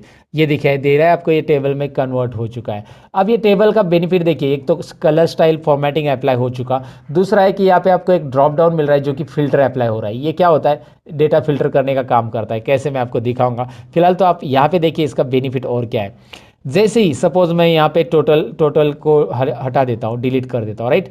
अब मैं यहाँ पे अल्ट इज इक्वल टू ये एक फॉर्मूला लगाता हूँ जो कि आपको पता है, अल्ट इज इक्वल टू, और ये फॉर्मूला ऑटोमेटिक टेबल 2 में सब्जेक्ट 1 टू सब्जेक्ट 3 बता रहा है, ऑटोमेटिक वो बताएगा, वो उसके हिसाब से फॉर्मूला टेबल के हिसाब से एंटर करना है। एंटर करने के बाद आपको यहाँ पे ड्रैग करने की ज़रूरत नहीं पड़ेगी, राइट।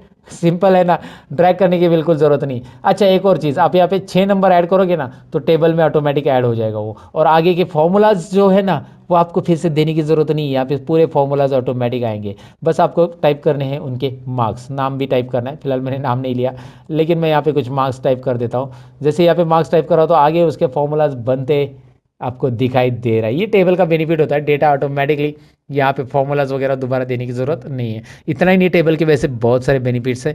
फिलहाल तो आपको मैंने बताया कि टेबल आपको फॉर्मेटिंग देता है रेडीमेड कैसे, और ये आपको यहाँ पे समझ में आया होगा।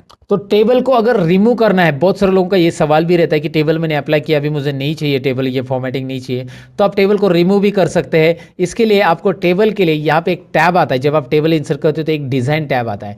डिज़ाइन टैब में यहाँ पे एक ऑप्शन रहता है convert to range, convert to range. तो कन्वर्ट टू रेंज पे आप क्लिक कीजिए, और do you want to convert this table into the normal range, yes, ये हमें नॉर्मल रेंज में कन्वर्ट करना है, हमें नहीं चाहिए टेबल में, तो उसका फिल्टर हट जाएगा लेकिन फॉर्मेटिंग नहीं हटेगा। अब आपकी बारी है कि फॉर्मेटिंग भी हटाना है, आपको डेटा नहीं हटाना है, बस फॉर्मेटिंग हटाना है। तो मैं आपको बताऊं कि यहाँ पे एक होम टैब के अंदर क्लियर ऑल भी है, क्लियर फॉर्मेट्स भी है, क्लियर कंटेंट भी है, क्लियर कमेंट है, हाइपरलिंक है। फिलहाल हमारी जो रिक्वायरमेंट है वो है क्लियर फॉर्मेट्स, तो कीजिए ना क्लियर फॉर्मेट। देखिए फॉर्मेट में सब जाएगा, कंडीशनल फॉर्मेटिंग एवरीथिंग, लाइक आपका डेटा रहेगा बस यहाँ पे, राइट। तो आपको टेबल कैसे अप्लाई करना है, कैसे रिमूव करना है, वो आपको यहाँ पे समझ में आया होगा। अब हमें टेबल में जो आया था फिल्टर, वो कैसे अप्लाई करना है वो सीखना है, और साथ में सॉर्ट भी सीखना है। फिल्टर और सॉर्ट सीखेंगे उसके बाद ही हम यहाँ पे रिजल्ट का कैलकुलेशन करेंगे। फिलहाल ये रिजल्ट ऐसे रहने दीजिए, ये जो टाइप किया है मैंने। अब फिल्टर और सॉर्ट कैसे करेंगे, पहले इसे चलिए मैं कंट्रोल ए करता हूँ, अल्ट एच बी ए करता हूँ। अल्ट एच बी ए, क्या किया मैंने, अल्ट एच बी ए दिखाता हूँ। कंट्रोल ए मतलब सिलेक्ट ऑल, अल्ट प्रेस किया, होम टैब के लिए एच प्रेस किया, बी फॉर बॉर्डर्स, यहाँ पे देखिए बी फॉर बॉर्डर्स, ज़रा जूम करके देख लीजिए, बी फॉर बॉर्डर्स और A for all borders, right. Alt H B A, ये शॉर्टकट कीज यूज़ करना सीखिएगा दोस्तों। तो अब आप यहाँ पे क्या करेंगे, हम फॉर्मेटिंग मैंने नहीं रखा है, मैं फिल्टर अप्लाई करना सबसे पहले बताऊंगा आपको। फिल्टर कैसे अप्लाई होता है, शॉर्टकट की alt A T, filter apply हो गया, जो कि टेबल हमने इंसर्ट किया था तभी फिल्टर आया था, right. So alt A T से यहाँ पे फिल्टर अप्लाई होता है, अल्ट ए टी दोबारा फिल्टर रिमूव करने के लिए, alt A T apply, alt A T remove, right. So alt A T से होता है, या डेटा में यहाँ पे आपको ऊपर फिल्टर ऑप्शन दिखाई दे रहा है, डेटा में फिल्टर ऑप्शन पे क्लिक कीजिए, आपको फिल्टर मिल जाता है, remove filter. Okay, home tab में भी फिल्टर है, हाँ दोस्तों, यहाँ पे देखिए होम टैब में राइट कॉर्नर में आपको सॉर्ट और फिल्टर ऑप्शन दिखाई देता है, जिसमें नीचे फिल्टर ऑप्शन दिखाई दे रहा है, जिस पे क्लिक करके आप यहाँ पे फिल्टर ले सकते हैं। तो आप फिल्टर सीख रहे हैं, डेटा के अंदर फिल्टर कैसे अप्लाई करना है ये तो देखा, लेकिन फिल्टर काम कैसे करेगा, यहाँ पे देखिए नेम ऑफ स्टूडेंट में आप चाहते हैं कि मुझे ए और बी का रिकॉर्ड दिखे, तो मैंने उस ड्रॉप डाउन पे फिल्टर का जो ड्रॉप डाउन एरो आता है नीचे डाउन एरो उस पर क्लिक किया और यहाँ पे बी और सी का मतलब जो भी स्टूडेंट का देखना चाहते हैं अनचेक किया सबको और बी और सी का रिकॉर्ड चेक कर दिया। अब सबको अनचेक किया, बी और सी को चेक किया तो बी और सी का रिकॉर्ड आपको दिखाई देगा। सिंपल है ना, बहुत सिंपल है। आपको बस यहाँ पे सिलेक्ट ऑल करना है तो सिलेक्ट ऑल, सभी का रिकॉर्ड आएगा। आप यहाँ पे क्लिक कीजिए और जो रिकॉर्ड आपको चाहिए यहाँ से आप रख सकते हैं। चलिए एक काम कर देते हैं, हम यहाँ पे कुछ नाम मैं लिखता हूँ। तो यहाँ पे मैंने कुछ नाम लिखे और नाम के अकॉर्डिंग मैं फिल्टर करना चाहता हूँ। यहाँ पे है टेक्स्ट फिल्टर्स, नाम के अकॉर्डिंग फिल्टर करने के लिए।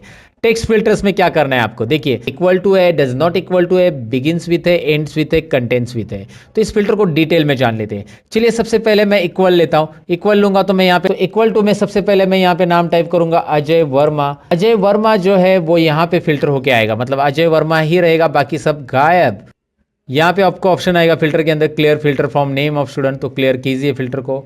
और आप अगर आगे चाहते हैं जैसे यहाँ पे डज नॉट इक्वल टू, तो वो नाम लिखा तो उसको छोड़ के बाकी के सब आ जाएंगे, राइट। बिगिंस विथ लेते, चलिए begins with A. Begins with A मतलब ए नाम के आ रहे हैं सभी, ए नाम से जिनका शुरुआत हो रहा है वो सभी आ रहे हैं। So clear filter. अगर आप मैं यहाँ पे देखना चाहता हूँ बिगिंस विथ आर तो आर आ जाएगा जो भी है। एंड्स विथ चाहिए, एंड्स विथ ए, तो यहाँ पे ए नाम से एंड होने वाले देखिए कौन कौन है, 3 लोग हैं, राइट। सो आपको ये फिल्टर कैसे काम कर रहा है डेफिनेटली समझ में आ रहा होगा कि यहाँ पे begins with, and with, contents with. अब कंटेंट्स विथ में जैसे शर्मा नाम के 2 लोग हैं, तो जितने भी शर्मा नाम के लोग हैं शर्मा सभी के सभी आ जाएंगे। चलिए हाजिर हो शर्मा, हाजिर हो गए। ओके, सो कैसे किया मैंने समझ में आएगा आपको, मतलब एक्सेल ने सब दिया है रेडीमेड, मैंने बस वहाँ पे टाइप किया और आ गया। Does not contains, Sharma surname की नहीं दिखनी चाहिए तो शर्मा टाइप कीजिए, बाकी सब आ जाएंगे। शर्मा को गायब कर दीजिएगा, शर्मा जी गए, सभी शर्मा जी गए, बस अभी वर्मा जी है, काले जी है, बाकी सब जी है। सब्जी मीन्स सब्जी, सब लोग है जी। ओके, तो यहाँ पे आपको ये समझ में आया होगा कि भाई फिल्टर काम कर रहा है टेक्स्ट के ऊपर। वैसे नंबर के ऊपर करता है क्या, ज़रूर करेगा। नंबर्स के ऊपर आप यहाँ पे अनचेक चेक कर सकते हैं। साथ में नंबर फिल्टर में भी वही चीज़ें जो कंडीशनल फॉर्मेटिंग में हमने देखी थी कि मुझे लेस देन ये वाले नंबर चाहिए, वो वाले चाहिए, ग्रेटर देन वाले चाहिए, टॉप 10 चाहिए, तो मैं लेस देन यहाँ पे लेता हूँ। और यहाँ पे कैसे कि लेस देन मुझे 150 के नीचे वाले लोग चाहिए। चलिए 150 के नीचे वाले ये है, इनके मार्क्स सबसे कम है, तो ये मैंने आपको यहाँ पे दिखाया। 150 के नीचे वाले कैसे करना है, मैंने अंडू किया, फिल्टर हटाने के लिए अंडू भी कर सकते हैं यहाँ पे क्योंकि अभी अप्लाई किया है। तो सो यहाँ पे less than, equal to, between, ये सारी चीज़ें आपको एक बार ज़रूर ट्राई करनी चाहिए। आप एक्सेल बिगिनर्स हो तो इसकी प्रैक्टिस आपको ज़रूर करनी चाहिए फिल्टर की। वैसे ही आप यहाँ पे रिजल्ट के लिए भी कर सकते हैं। यहाँ पे छोटी मोटी चीज़ें हैं जैसे पास और फेल, तो आपको पास वाले देखने हैं, फेल वाले नहीं, तो पास वाले दिखाओ, फेल वाले देखने, पास वाले नहीं, तो वो आप करो। जो आपको यहाँ पे मर्जी है वो फिल्टर के साथ कर सकते हैं। फिल्टर रिमूव करने के लिए अल्ट ए टी शॉर्टकट की है, हटा दो, अल्ट ए टी दोबारा प्रेस करो, फिल्टर अप्लाई हो जाएगा। सो इस तरह से हमने फिल्टर को जान लिया। अब फिल्टर के बाद बारी है सॉर्ट की। अब सॉर्ट होता क्या है दोस्तों, सॉर्ट यानी कि डेटा को असेंडिंग और डिसेंडिंग ऑर्डर में लाना। तो अब असेंडिंग और डिसेंडिंग ऑर्डर में क्या जरूरत पड़ सकती है, जैसे यहाँ पे दिखाई दे रहा है name of student, ABCD wise मुझे लगाना है, तो यहाँ पे डेटा के अंदर ही आपको सॉर्ट मिलता है या होम टैब में भी सॉर्ट मिलता है। A to Z या Z to A लगाना यानी कि सॉर्टिंग करना, असेंडिंग ऑर्डर में A to Z और Z to A मतलब डिसेंडिंग। तो चलिए मैं A to Z करता हूँ। अजय वर्मा के बाद A नाम के ही लोग आने चाहिए पहले, फिर B नाम के, फिर C नाम के, A to Z। तो जैसे मैं सॉर्ट के लिए क्लिक करूंगा, बस अजय कॉलम को सिलेक्ट किया है मैंने, ये डेटा ही, और सॉर्ट के लिए क्लिक करूंगा तो एक्सेल एक वार्निंग दे रहा है आपको। ये वार्निंग डायलॉग बॉक्स में ये बता रहा है कि आपने जो डेटा सिलेक्ट किया है उसके आगे भी डेटा है, अगर आप उसे सिलेक्ट नहीं करते हो तो वो डेटा सॉर्ट नहीं होगा। मतलब अजय वर्मा के मार्क्स 35, 50 और 100 है, अगर आपने उसे सिलेक्ट नहीं किया तो किसी और को मिल जाएंगे। अगर आपने कंटिन्यू विथ सिलेक्शन किया तो कंटिन्यू विथ करंट सिलेक्शन। जी हाँ, अजय शर्मा वर्मा के मार्क्स सपोज आकाश काले ऊपर आ गया तो आकाश काले को मार्क्स मिल जाएंगे। सिंपल है ना, या जो भी ऊपर आएगा विनोद वर्मा, ये आगे पीछे होने वाले हैं। तो कंटिन्यू विथ करंट सिलेक्शन आप तभी कीजिएगा जब आपको उसी कॉलम को सॉर्ट करना है, लेकिन अब तो नहीं करना है, पूरे डेटा को सॉर्ट होना चाहिए, उसके साथ डेटा भी बदलना चाहिए। तो आप देखिए मैंने एक्सपांड सिलेक्शन रखा है, राहुल बोर के मार्क्स है 208 टोटल है और विनोद के मार्क्स है 92 टोटल, जरा 2-3 ही मार्क्स याद रखिए। और तो यहाँ पे मैं एक्सपांड सिलेक्शन करूंगा, जैसे मैं एक्सपांड करूंगा तो राहुल बोर के मार्क्स 208 थे वही रहेंगे, आकाश काले के जो मार्क्स थे वही रहेंगे, सबके अपने अपने मार्क्स वही रहेंगे। यहाँ पे दिखाई दे रहा है आपको। आप यहाँ पे अंडू कीजिए, पहले जैसे थे वैसे ही मार्क्स आ रहे हैं सबको। और फिर मैंने किया कि अंडू कर रहा हूँ मैं, यहाँ पे दोबारा दिखाता हूँ, मैं Z to A करता हूँ, Z to A expand selection sort, क्या हो रहा है, Vinod ABCD Z to A, ए नाम के नीचे आ रहे, ऊपर उल्टा आ जाएगा, जेड टू ए आ रहा है, सिंपल है। ए टू जेड करना है, ए टू जेड, लेकिन एक्सपांड सिलेक्शन कीजिए, उसके मार्क्स के साथ वो पूरा का पूरा सॉर्ट हो रहा है, राइट। अगर आप ऐसा नहीं करोगे, खाली कंटिन्यू विद करंट सिलेक्शन करेंगे तो रॉन्ग हो जाएगा। वो कभी कभी ज़रूरत पड़ सकती है आपको, जैसे कि अभी आपको ज़रूरत कभी है, दिखाता हूँ मैं आपको। मैंने इसे अल्फ़ाबेट ऑर्डर में लगाना था, लगा दिया, लेकिन यहाँ पे देखिए नंबर अल्फ़ाबेट ऑर्डर में नंबर उसके अकॉर्डिंग आ रहे हैं क्या, नहीं आ रहे। तो नंबर को 1 2 3 वाइज लगाना है, लेकिन मुझे जब ए टू जेड में करूँगा तो ये भी पूछेगा कि आगे का डेटा भी करना है क्या, नहीं करना है, अभी बस नंबर को ही करना है, क्योंकि नंबर मुझे ऑर्डर में लगाने हैं। बाकी मुझे अभी जो अल्फ़ाबेट ऑर्डर में है वही रखना है, इसलिए मैं कंटिन्यू करूँगा, सॉर्ट करूँगा, तो नंबर सॉर्ट हो चुके हैं, आगे कुछ फर्क नहीं पड़ रहा है। आगे जो हमारा असेंडिंग ऑर्डर का था वो असेंडिंग ऑर्डर में ही है दोस्तों।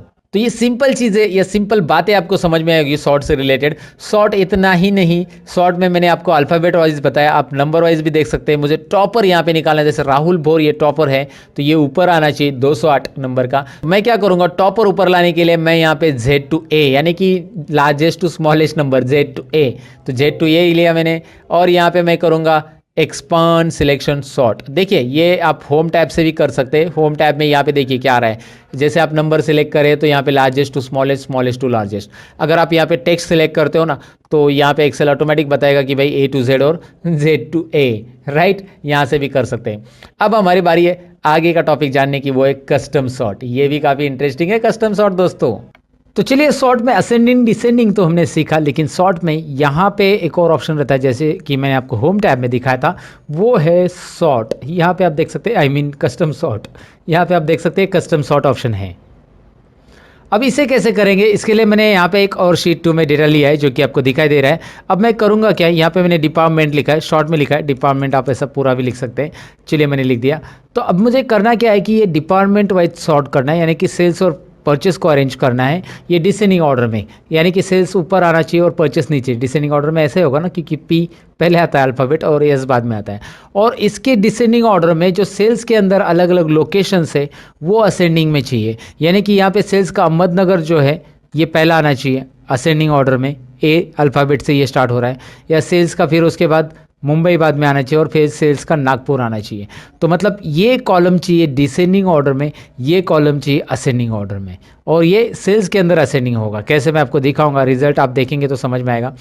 सबसे पहले तो मुझे इस डेटा को सिलेक्ट करना होगा। अगर आपने ये कॉलम सिलेक्ट करके ही डेटा में जाकर ये कस्टम सॉर्ट वाला लिया, यही है कस्टम सॉर्ट आपका ये ऑप्शन, तो इस पर क्लिक किया तो यहाँ पे वो पूछेगा कि आपने डेटा सिलेक्ट नहीं किया है, क्या करना है आपको, डेटा पूरा सिलेक्ट करना है, यस एक्सपांड सिलेक्शन, राइट। तो ऑटोमेटिकली वो डेटा पूरा सिलेक्ट कर रहा है।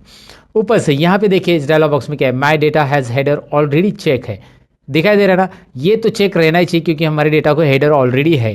जैसे serial number, name of employee, department and location, ये हमारे हेडर है।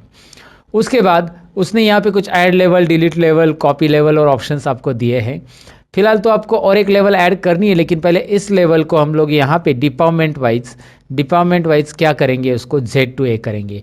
देखिए इस डायलॉग बॉक्स में मैंने किया क्या है, मुझे डिपार्टमेंट वाइज डिसेंडिंग ऑर्डर में चाहिए, इसलिए क्योंकि सेल्स ऊपर रहना चाहिए सभी सेल्स के रिकॉर्ड, और उसके बाद उसके नीचे परचेस क्या आनी चाहिए, इसलिए department wise Z to A। लेकिन ऐड लेवल कीजिए, ऐड लेवल करने के बाद यहाँ पे आपको और एक लेवल ऐड करने के लिए मिलती है, जो कि देन बाय में आप ऐड कर सकते हैं।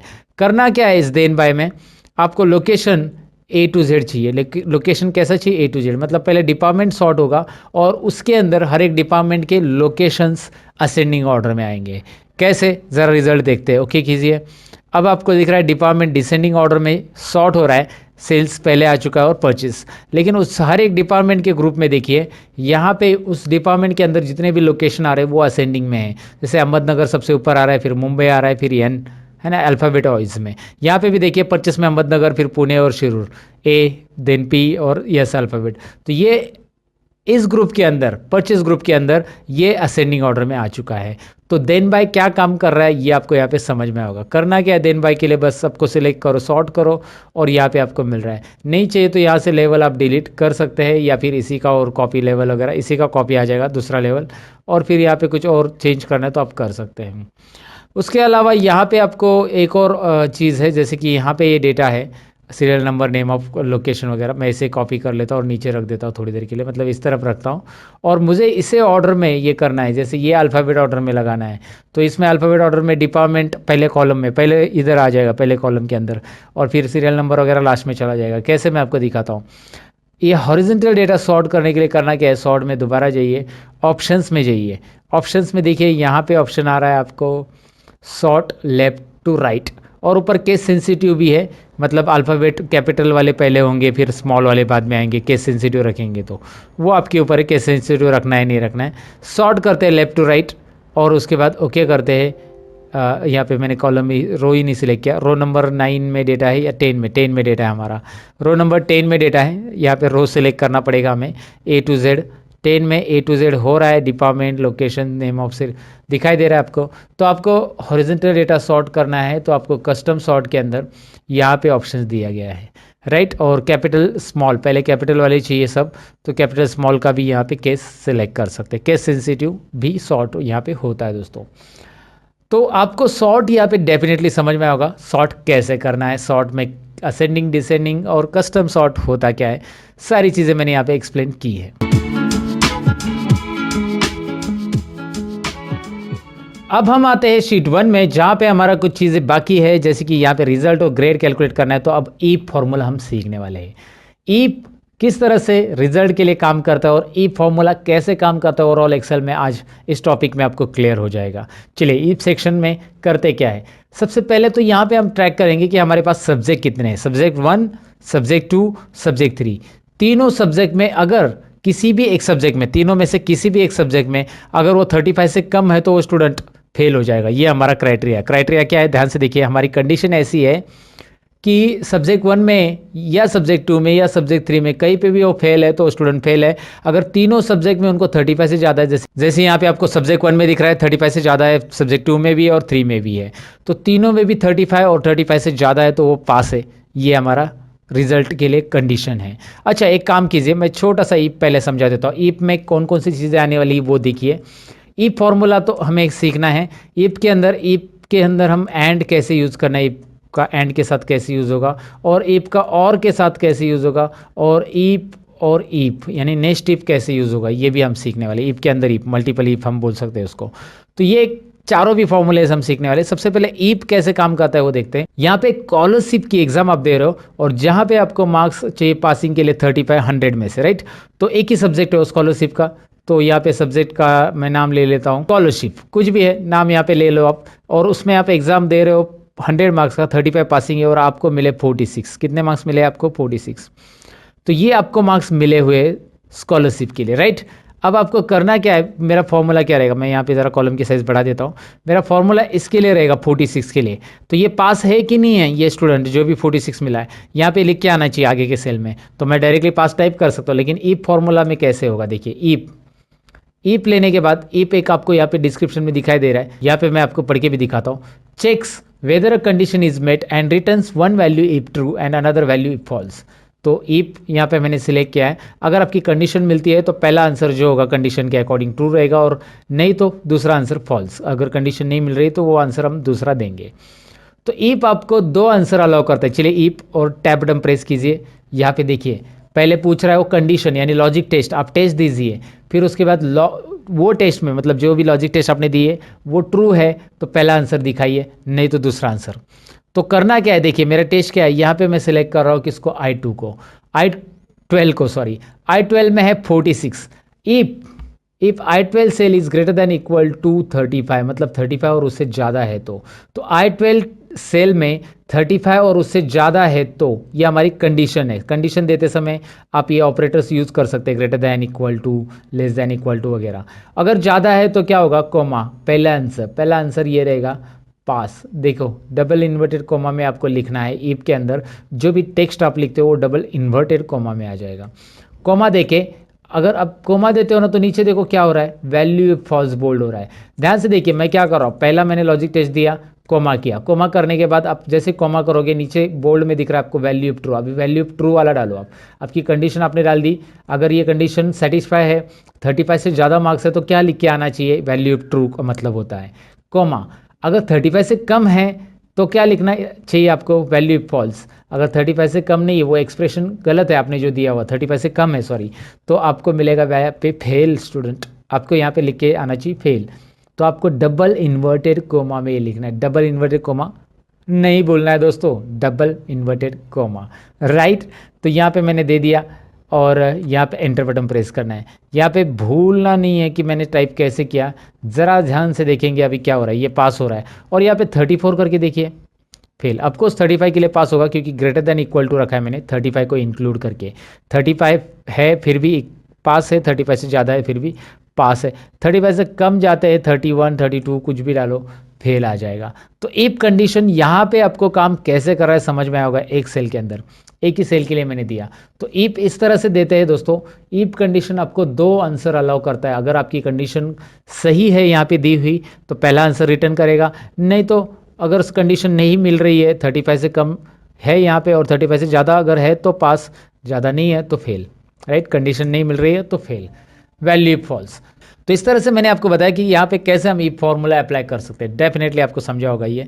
अब ई फॉर्मूला यहाँ पे तो एक सब्जेक्ट नहीं, मेरे पास 3 सब्जेक्ट है, तो ऐसे अगर एक से ज़्यादा सब्जेक्ट है तो आपको एंड या फिर और यूज़ करना है। मैंने यहाँ पे और नहीं लिखा है, ऑफ लिखा, आपने देखा भी नहीं, ओके मुझे बताना ना, कम से कम यहाँ पे और लिखना था मुझे, तो यहाँ पे आपको मैं बता रहा हूँ और, राइट। तो यहाँ पे एक से ज़्यादा अगर सब्जेक्ट है तो इफ एंड और इफ और इन दोनों में से एक यूज़ कर सकते हैं। पहले मैं आपको इफ एंड की मदद से कैसे निकालना है ये रिजल्ट मैं दिखाता हूँ। Is equal to if open bracket. अब एंड क्यों यूज़ करना है, क्योंकि इफ आपको अलाउ करता है एक ही लॉजिक टेस्ट देने के लिए और एक ही यहाँ पे क्राइटेरिया दे सकते हैं। लेकिन अगर आप एंड यूज़ करते हो फॉर्मूला में तो आप लॉजिक 1, लॉजिक 2, लॉजिक 3, 4 ऐसे बहुत सारी लॉजिक दे सकते हैं। तो सबसे पहले यहाँ पे करेंगे क्या, सब्जेक्ट 1 की सेल यानी कि यहाँ पे आएगी C3 दिखाई दे रहा है आपको, ये C3 सेल हमारी रहेगी और C3 यहाँ पे आ चुका है सब्जेक्ट 1 की, क्योंकि उसे रिस्पेक्टिव में जो लेफ्ट साइड में सेल है वही हमने लिए है।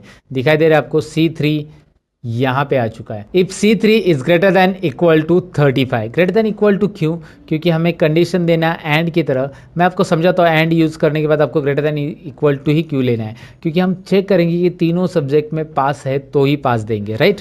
तो पहली कंडीशन दी हमने C3 is greater than equal to 35, comma again यहाँ पे सब्जेक्ट 2 कौन सा है, D3 है, D3 is greater than equal to 35। आप यहाँ पे लिख सकते हैं इस तरह से, या फिर कॉमा देने के बाद आप इस सेल को क्लिक भी कर सकते हैं। क्लिक कीजिए इस सेल के ऊपर, देखिए मैंने कॉमा दिया, इस सेल के ऊपर क्लिक किया, वो ऑटोमेटिकली आ चुका है। उसी के रिस्पेक्ट में जिस रो में आप यहाँ पे फॉर्मूला लिख रहे हो उसी के लेफ्ट साइड का जो सब्जेक्ट का सेल है उसे लेना है और इसमें भी ग्रेटर देन इक्वल टू 35 और ब्रैकेट क्लोज, ब्रैकेट एंड वाला क्लोज कर रहा हूँ मैं। देखिए यहाँ पे कलर दिख रहा है आपको एंड ब्रैकेट का और वही क्लोज कर रहा हूँ मैं। ज़रा इस कंडीशन को समझिए, मैं एक्सप्लेन करने की कोशिश कर रहा हूँ, आपको डेफिनेटली समझ में आएगा। यहाँ पे तीनों सब्जेक्ट की कंडीशन मैंने ली है, तीनों सब्जेक्ट में हमें मिलने चाहिए 35 से ज़्यादा मार्क्स। एंड दिया है ना, तो ये कोमा जो है बीच का वो रिप्रेजेंट कर रहा है एंड, यानी कि C3 is greater than equal to 35, comma यानी कि and D3 is greater than equal to 35 मतलब सब्जेक्ट 2, और E3 मतलब subject 3 it should be greater than equal to 35। तीनों में भी 35 से ज़्यादा रहेंगे या रहने चाहिए, रहेंगे तो क्या होगा कॉमा। अब कॉमा करेंगे जैसे हम इस ब्रैकेट के बाद तो वैल्यू इफ ट्रू, तो क्या होगा अगर ये कंडीशन सेटिस्फाई तीनों में भी 35 से ज़्यादा है तो पास होगा डबल इन्वर्टेड कॉमा में, नहीं तो क्या होगा फेल होगा। मैंने यहाँ पे एंटर वगैरह नहीं प्रेस किया, टाइप के आगे वो ऑटोमेटिक नीचे आ जाएगा, आपको एंटर यहाँ पे प्रेस नहीं करना है, बिल्कुल कोई ज़रूरत नहीं फॉर्मूला में आपको कोई एंटर वगैरह ऐड करने की, बस टाइप करते जाइए, फॉर्मूला ऑटोमेटिक अपने आप नीचे आता है आगे अगर नहीं जा रहा है तो लॉजिक टेस्ट क्या है देखिए, तीनों सब्जेक्ट में ग्रेटर देन 35 है तो पास, नहीं तो फेल। एंड का कंडीशन यही काम कर रहा है, एंटर कीजिए, यहाँ पे रिजल्ट आपको मिल रहा है। Are you getting, look at here, पास दोनों भी है क्योंकि तीनों सब्जेक्ट में 35 से ज़्यादा है, यहाँ पे तो ऑफकोर्स 100 ही है, और यहाँ पे देखेंगे तो 35 से कम है किसी ना किसी सब्जेक्ट में, ये तो तीनों सब्जेक्ट में फेल है, लगभग एक सब्जेक्ट में पास है यहाँ पे 35, और यहाँ पे देखिए ये पास होता है कि नहीं होता है, अभी दिखाता हूँ मैं आपको, हो गया पास, राइट। तो तीनों में आपको 35 या 35 से ज़्यादा मार्क्स है तो ही पास होगा, नहीं तो फेल बताएगा। ये हमारा एंड का कहना था। एंड उस तरह से काम करता है जैसे यहाँ पे सारी चीज़ें कंपलसरी होती है एंड के अंदर दी हुई, तो कंपल्शन का काम करता है। जैसे एग्जांपल लो ना, आप अगर कोई ड्राइविंग लाइसेंस निकालने जाते हो और वहाँ पे आपको बोला कि आधार कार्ड और पैन कार्ड दोनों भी चाहिए, मतलब मैं एग्जांपल बता रहा हूँ, तो दोनों भी चाहिए, दोनों कंडीशन है तो ही आपका ड्राइविंग लाइसेंस निकलेगा। यानी कि जहाँ पे दोनों चीज़ें कंपलसरी है या जितनी भी चीज़ें दी हुई कंपलसरी है वो होता है एंड। तो वो क्या बोलेंगे आपको, आपका ड्राइविंग लाइसेंस निकालना है आपको तो आधार कार्ड और पैन कार्ड और बोलेंगे, क्या बोलेंगे, और आधार कार्ड और पैन कार्ड यानी एंड, राइट। तो वैसे ही अगर आपको और के साथ रिजल्ट निकालना है, और मतलब क्या होता है, ऑप्शनल, राइट। तो और के साथ निकालना है तो कंडीशन क्या रहेगी, मैं दिखाता हूँ। यहाँ पे एक कॉलम इंसर्ट करना है, जो कि मैंने आपको बताया कॉलम कैसे इंसर्ट करना है ऑलरेडी। राइट क्लिक करके इंसर्ट, यहाँ पे रिजल्ट 2 नाम देते हैं हम इसका। तो यहाँ पे इफ और ओपन ब्रैकेट के बाद मैं और लिखूंगा, और से भी आंसर सही आएगा दोस्तों, जी हाँ सही आएगा। लेकिन आप बोलोगे कैसे, कंडीशन में हम चेंज करने वाले हैं। सब्जेक्ट 1 की कंडीशन में हम लेंगे लेस देन 35। अब ऐसा क्यों, मैं आपको समझाता हूँ। चलिए यहाँ पे पहले फॉर्मूला टाइप करते थे। सब्जेक्ट 1 के बाद सब्जेक्ट 2 यानी D3, वहाँ पे क्लिक करेंगे तो भी चलेगा less than 35, and comma E3 less than 35। इससे होगा क्या, तीनों में से किसी भी एक सब्जेक्ट में 35 से कम है, तो मैंने और लिखा है ना दोस्तों। और का मतलब यहाँ पे होता है कोई भी एक सब्जेक्ट में 35 से कम है तो वो सब्जेक्ट 1 में चेक करेगा 35 से कम है तो डायरेक्टली वो रिजल्ट शो करेगा, या सब्जेक्ट 2 में चेक करेगा 35 से कम मिला तो डायरेक्ट रिजल्ट शो करेगा, और सब्जेक्ट 3 में भी चेक करेगा। तीनों में से किसी, तीनों में भी 35 से कम नहीं रहने चाहिए, ऐसा नहीं कि तीनों में भी, तीनों में से किसी भी एक में, क्योंकि और लिखा है हमने एंड नहीं लिखा है, तो तीनों में से किसी भी एक में अगर 35 से कम है तो कॉमा डबल इन्वर्टेड कॉमा में फेल, और फिर कॉमा डबल इन्वर्टेड कॉमा में पास। यहाँ पे एक भी कॉमा नहीं मिस करना है, नहीं तो फॉर्मूला कॉमा में चला जाएगा, हमेशा की तरह। मजाक कर रहा हूँ, लेकिन यहाँ पे मैं आपको बताऊँ कि कॉमा भूलना नहीं है दोस्तों। फेल और पास कैसे निकाला ये रिजल्ट आपको दिखाई दे रहा है। चलिए मैं आपको दिखाता हूँ आंसर क्या आता है इसका। एंटर कीजिए and have a look this, क्या हो रहा है देखिए, पास है। और मैं इस फॉर्मूला को यहाँ पे ड्रैग करूँगा, नाउ यू कैन सी यहाँ पे दिखाई दे रहा है, जैसे ही यहाँ पे आ रहा था एंड के साथ आंसर, वैसे ही यहाँ पे आ रहा है।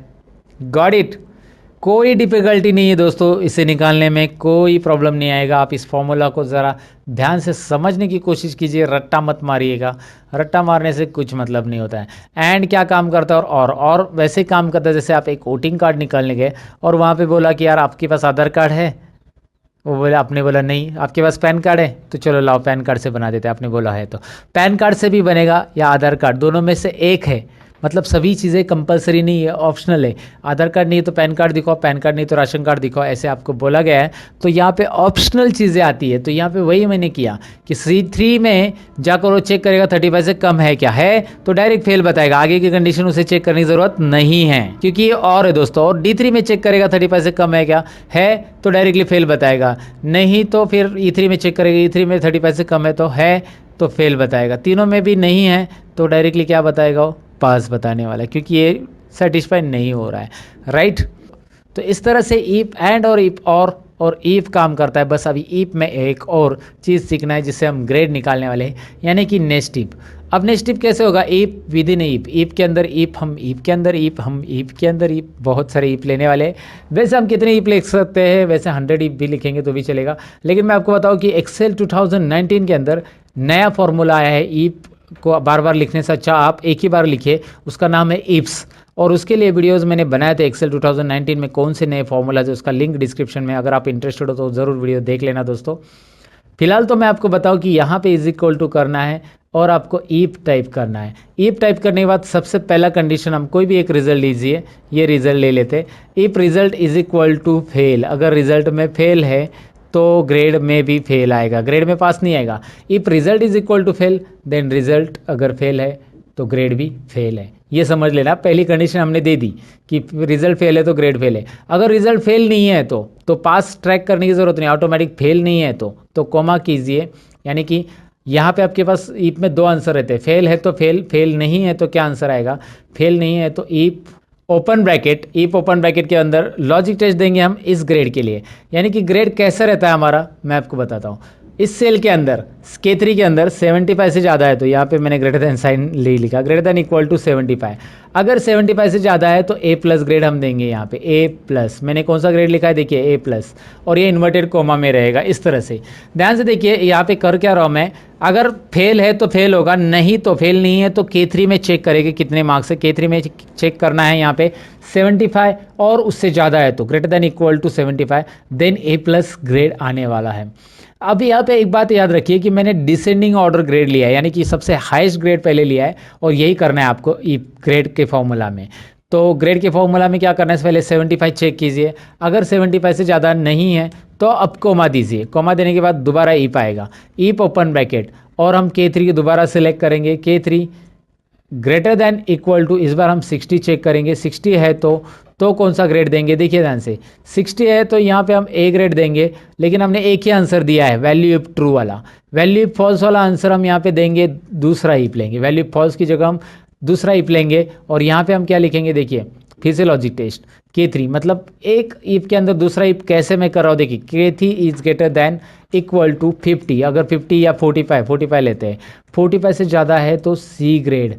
तो पहला आंसर हमने जैसे लिखा C ग्रेड, इसका यहाँ पे दिख रहा है वैल्यू इफ ट्रू, पहला आंसर इस ईप का, लॉजिक टेस्ट ये है, और कॉमा, और जैसे दूसरा आंसर लिखना है और एक ईप ऐड करेंगे हम, if open bracket, K3 is greater than equal to 35 है तो कौन सा ग्रेड, यहाँ पे गलती कर दी मैंने, यहाँ पे होना चाहिए C ग्रेड और वहाँ पे होना चाहिए B ग्रेड, ये हमारी थोड़ी सी गलती होगी, यहाँ पे मिस्टेक हम यहाँ पे सुधार लेते हैं। चलिए देर आए दुरुस्त है, राइट। तो यहाँ पे A प्लस A B और C ग्रेड मैंने लिखा। आप लगा यार इतना बड़ा फॉर्मूला, आप ऐसा सोचो मत बिल्कुल। ये फॉर्मूला क्या है मैं आपको बताता हूँ। ये फॉर्मूला रिपीट है, ये फॉर्मूला दिख रहा है यहाँ से यहाँ तक, यही कॉपी करके यहाँ पे फिर से रखा गया है, बस दिखाई दे रहा है। बस आपको चेंज करना है ग्रेड यहाँ पे, और ग्रेड और मार्क्स चेंज करने, कंडीशन चेंज करना है। बाकी यहाँ पे ब्रैकेट कितने क्लोज होंगे ये सब देखने की ज़रूरत नहीं है, चिंता करने की ज़रूरत नहीं है। एंटर कीजिए, एक्सेल ऑटोमेटिक ब्रैकेट क्लोज कर रहा है, यहाँ पे इस बॉक्स में दिख रहा है एक्सेल ऑटोमेटिकली ब्रैकेट यहाँ पे क्लोज कर रहा है। यस, तो यहाँ पे ब्रैकेट को यस करेंगे और आंसर आ रहा है। चलिए देखते हैं अकॉर्डिंग टू दैट परसेंटेज के हिसाब से, जो फेल है फेल के लिए फेल, और जो परसेंटेज यहाँ पे दिखाई दे रहा है उसके हिसाब से उसको मार्क्स आए हैं कि नहीं आए हैं।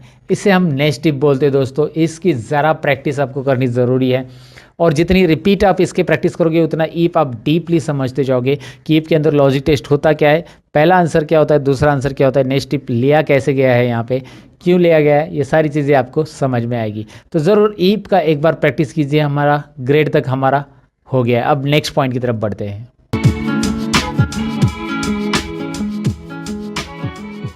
तो नेक्स्ट पॉइंट ये है कि हमने इस पे रिजल्ट तो कर लिया, अब हमारा नेक्स्ट पॉइंट है चार्ट्स। जी हाँ, चार्ट्स को डिटेल में समझ लेते हैं। हमने ये तो कर लिया कि भाई इसमें रिजल्ट कैसे निकालना है। अब ये यहाँ पे मैंने इसे सिलेक्ट कर लिया मार्क्स को नेम्स के साथ, और चार्ट्स इसके ऊपर बनाना है। मुझे देखना है कौन से स्टूडेंट को कौन से सब्जेक्ट में मार्क्स कितने हैं, तो मैं इसे सिलेक्ट करूँगा और इंसर्ट में जाकर यहाँ पे आपको चार्ट मिल जाती है। बहुत सारे चार्ट के अलग अलग ऑप्शन आपको यहाँ पे मिलेंगे, बहुत सारे चार्ट्स के अलग अलग ऑप्शन आपको यहाँ पे मिलेंगे, कॉलम चार्ट वगैरह वगैरह सब है। और सपोज आप यहाँ पे कोई भी चार्ट सेलेक्ट करके इंसर्ट करते हो तो यहाँ पे देखिए कैसे आने वाला है। डायरेक्ट प्रीव्यू आपको दिखाई देता है यहाँ पे। अच्छा, ये डायनेमिक है, माउस घुमाओ आपको प्रीव्यू नज़र आएगा, और जो अच्छा लग रहा है वो यहाँ पे आप इंसर्ट कर सकते हैं। फिलहाल एक नॉर्मल एक कॉलम चार्ट में इंसर्ट कराओ, इसकी डिटेल में हम समझने वाले हैं कि कैसे करना है इसे। लेकिन मैंने क्या किया, नेम ऑफ स्टूडेंट से आगे सिलेक्ट किया, सब्जेक्ट की हेडिंग नहीं सिलेक्ट की। इसीलिए क्या हुआ, यहाँ पे सब्जेक्ट की सीरीज़ 1 2 3 आ रहा है। मैं इसे डिलीट कर देता हूँ और डेटा में पूरा यहाँ से यहाँ तक डेटा सिलेक्ट कर रहा हूँ। फिर उसके बाद इंसर्ट में जाकर तो चार्ट आप ले सकते हैं, या फिर उसके लिए एक शॉर्टकट की भी आप प्रेस कर सकते हैं जो कि है F11। मैं इस डेटा को सिलेक्ट करके अगर F11 प्रेस करता हूँ ना दोस्तों, तो आपको यहाँ पे एक नई शीट आ रही है, बॉटम में दिख रही है। शीट 1 में हमारा डेटा था, चार्ट 1 करके एक यहाँ पे शीट आ चुकी है। शीट 1 में डेटा है, चार्ट 1 करके एक नई शीट आ चुकी है जिसमें हमारा चार्ट आ चुका है। यहाँ पे आपको दिख रहा है राहुल भोर, अजय शर्मा, रमेश डोले, संदीप शर्मा, विनोद शर्मा एंड आकाश काले, किसको कितने मार्क्स हैं यहाँ पे आपको दिख रहे हैं। ईजिली आप इस मार्क्स के थ्रू, मतलब इस चार्ट के थ्रू गेस कर सकते हैं, या फिर देख सकते हैं किसको कितने मार्क्स हैं। ईजिली देख सकते हैं, गेस करने की ज़रूरत नहीं, वैसे देख सकते हैं। यहाँ पे मैं आपको बताऊँ कि ये जो चार्ट मैंने क्रिएट किया है इसके बहुत सारे अलग अलग ऑप्शन बनते हैं जो कि हमें यहाँ पे देखने हैं। डिज़ाइन टैब के अंदर चार्ट को पूरा कंप्लीटली सीखना है, और इसके ऊपर फॉर्मेटिंग करने के लिए बाजू में फॉर्मेट टैब भी आया है। अब इस चार्ट को मैंने जानबूझकर अलग से शीट पे लिया ताकि हम यहाँ पे कुछ फॉर्मेटिंग कर सके। सबसे पहले तो मैं आपको बताऊँ कि यहाँ पे ये जो नाम दिखाई दे रहे हैं नीचे वाले, इसकी स्टाइल आप बदल सकते हैं, इसकी साइज़ बदल सकते हैं, सब कुछ कर सकते हैं। उसके लिए होम टैब में जाकर यहाँ से आप इसकी साइज़ बढ़ा सकते हैं। देखिए मैं बढ़ा रहा हूँ, राइट। आप जितना चाहिए उतनी साइज़ उसकी मर्जी बढ़ा सकते हैं। यहाँ पे उसको बैकग्राउंड कलर देना है दे सकते हैं, इस तरह से उसको हाईलाइट कर सकते हैं, बोल्ड करना है कर सकते हैं। और आप यहाँ पे चार्ट टाइटल दिया है, इसकी भी साइज़ बढ़ा सकते हैं। उसमें चार्ट टाइटल में कुछ नया नाम डालना है तो आप बस उस पर क्लिक रखिए, फॉर्मूला बार में क्लिक करके यहाँ पे लिखिए स्टूडेंट प्रोग्रेस या कुछ भी आप लिख सकते हैं यहाँ पे। तो इस तरह से चार्ट यहाँ पे चार्ट के लिए टाइटल भी ऐड होता है। अच्छा, डिज़ाइन टैब में मैं आपको बताऊँ कि यहाँ पे रेडीमेड डिज़ाइन से यहाँ पे अगर आप अप्लाई करते हो तो रेडीमेड डिज़ाइंस आ जाती है। जो मैंने फॉर्मेटिंग की थी वो गायब हो जाएगी और रेडीमेड स्टाइल रेडीमेड डिज़ाइन आपको यहाँ पे देखने मिल जाएगी। हाँ, दोबारा आप रेडीमेड डिज़ाइन के बाद भी फॉर्मेटिंग करना चाहते हो तो ये अलाउ करता है, कोई बात नहीं है। आप यहाँ पे बस आके चार्ट के साइज़ वगैरह टेक्स्ट की बढ़ा सकते हैं, जितनी चाहिए उतनी टेक्स्ट की साइज़ वहाँ पे रखो, बोल्ड करना है बोल्ड कीजिए, हो रहा है। यहाँ पे जो आता है नीचे इसे लीजेंड बोलते हैं, सब्जेक्ट 1 2 3। इस लीजेंड को आप ऊपर भी रख सकते हैं, क्लिक एंड ड्रैग करके जहाँ पे चाहिए वहाँ पे रख सकते हैं। ऐसा क्लिक एंड ड्रैग करके रख सकते हैं। इसकी साइज़ आप ऐसे बढ़ा सकते हैं बॉक्स की, और उसके अंदर के कंटेंट की साइज़ बढ़ाने के लिए यहाँ पे क्लिक कर सकते हैं। यहाँ पे आपको दिख रहा है कंटेंट की साइज़, और इसे भी हम बोल्ड करेंगे। इस बॉक्स की साइज़ थोड़ी सी बढ़ाएंगे। Now you can see that colours also, यहाँ पे दिखाई दे रहा है वो कलर्स कौन से सब्जेक्ट के कौन से हैं। साथ ही में ये जो हमने डिज़ाइन लिया था, ये डिज़ाइन में उसमें डेटा लेबल भी आ रहे हैं। यहाँ पे इसे डेटा लेबल बोलते हैं। ये जो मार्क्स यहाँ पे दिखाई दे रहे हैं ना, 45 65 35, ये हमारे डेटा लेबल। यहाँ पे अलग लेआउट लेंगे तो देखिए यहाँ पे इस तरह से आ रहा है। आप जैसे चाहिए वैसे यहाँ पे कर सकते हैं। आपको जो फॉर्मेटिंग चाहिए वो यहाँ से चेंज कर सकते हैं। अंडू कर देता हूँ मैं, फिलहाल यही रख देता हूँ।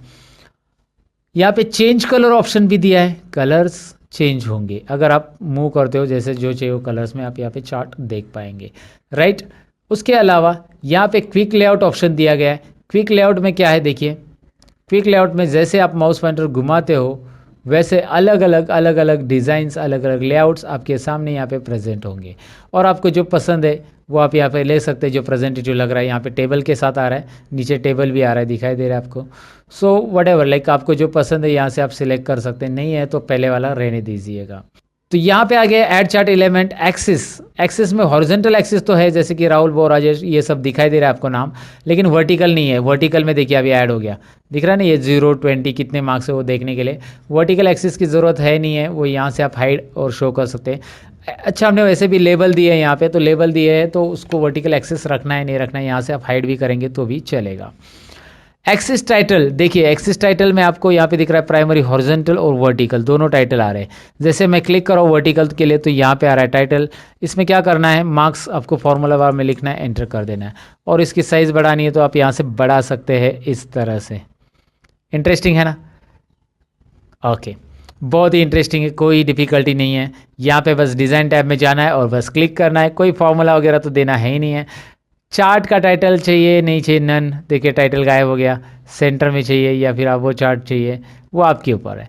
डेटा लेबल्स अभी मैंने दिए, ऑलरेडी आए हैं वहाँ पे उस डिज़ाइन पे, लेकिन आप यहाँ से उसका पोजीशन चेंज कर सकते हैं। जैसे आप यहाँ पे माउस पॉइंटर घुमाओगे आपको दिख रहा है इनसाइड बेस, आपको जो अच्छा लग रहा है आउटसाइड बेस, आउटसाइड वाले रखने हैं, कॉल आउट वाले रखने हैं, इस तरह से नाम के साथ आएंगे, इस तरह से आएंगे, दिखाई दे रहा है कहाँ पे रखने हैं।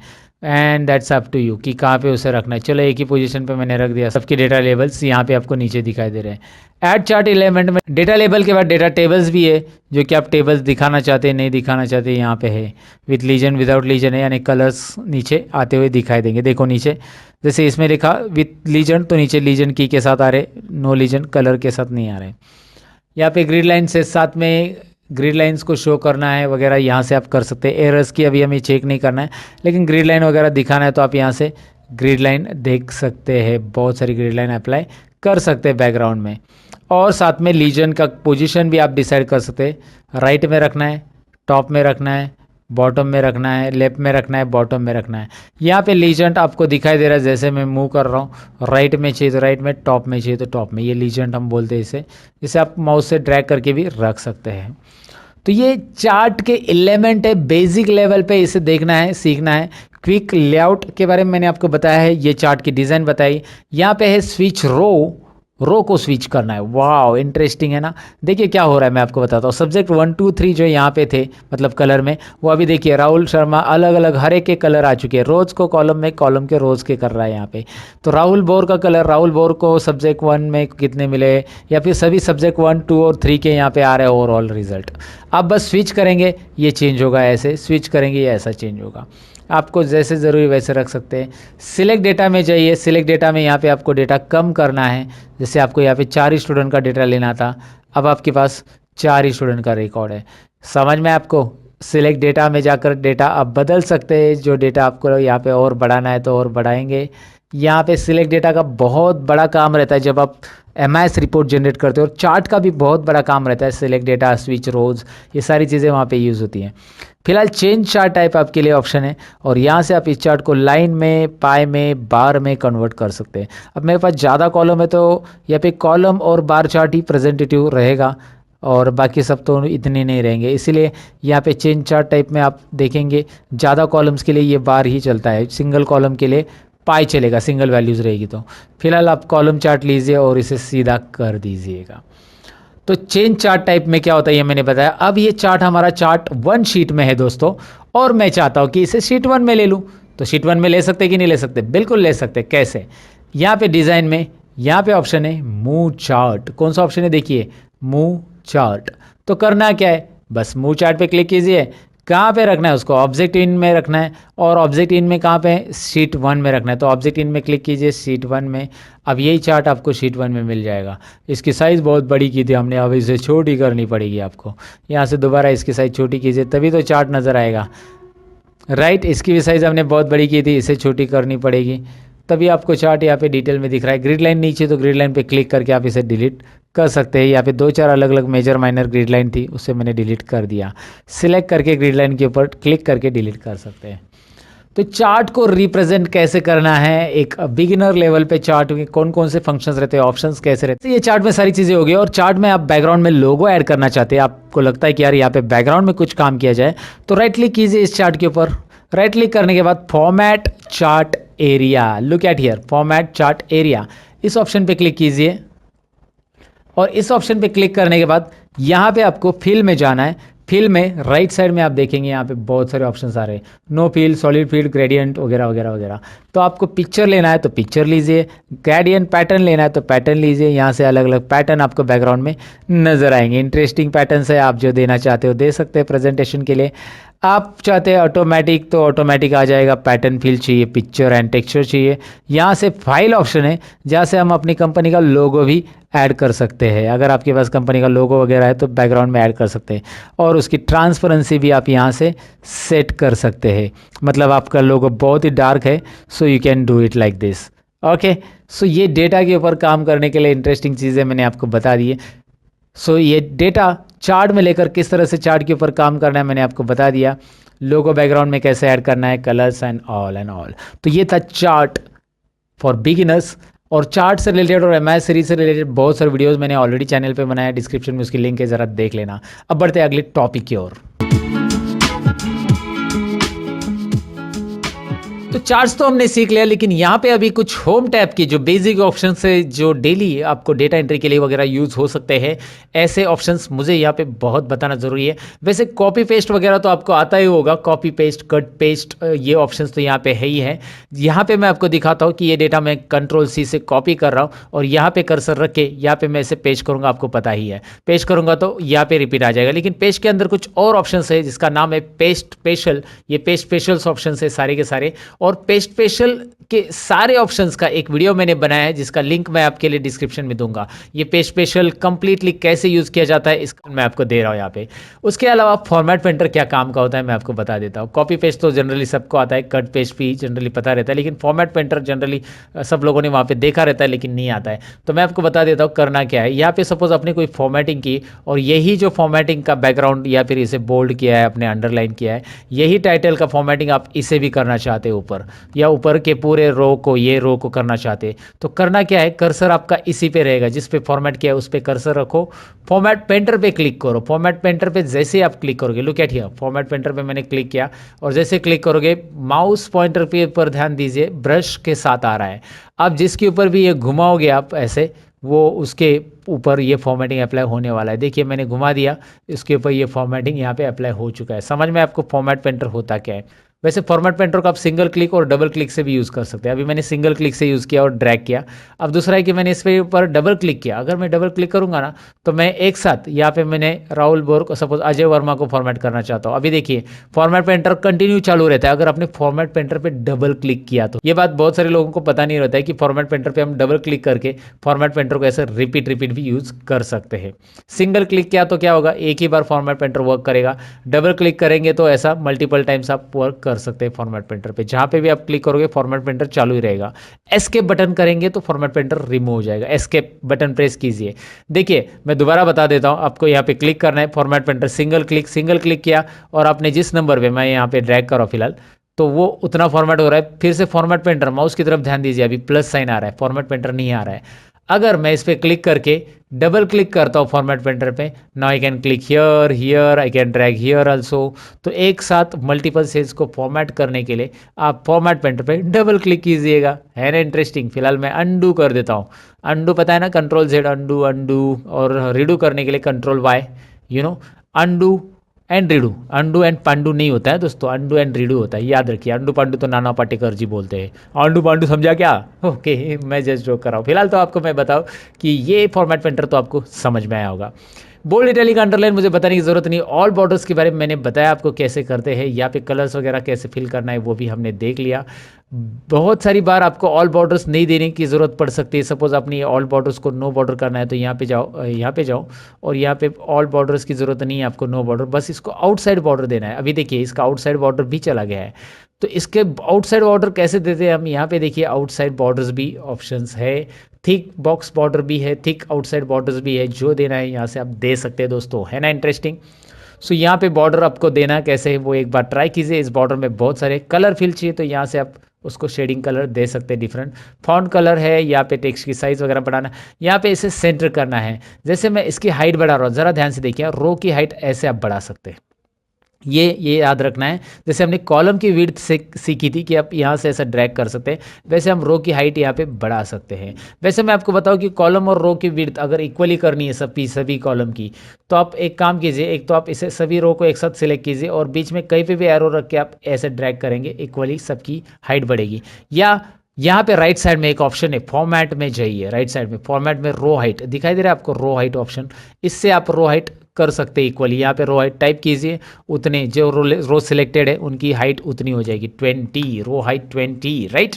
तो इस तरह से रो हाइट आप बढ़ा सकते हैं। लेकिन इसमें अभी मैंने हाइट बढ़ा दी है, तो ये ज़रा टेक्स्ट को नोटिस कीजिए, और थोड़ी सी हाइट बढ़ा देता हूँ, और थोड़ी सी हाइट बढ़ा देता हूँ, और इस टेक्स्ट को नोटिस कीजिए बॉटम में आ रहा है। तो आप इसे यहाँ पे दिखाई दे रहा है ना, मिडल अलाइन। मिडल अलाइन से क्या हो रहा है, टॉप अलाइन से क्या हो रहा है, मिडल अलाइन से क्या हो रहा है।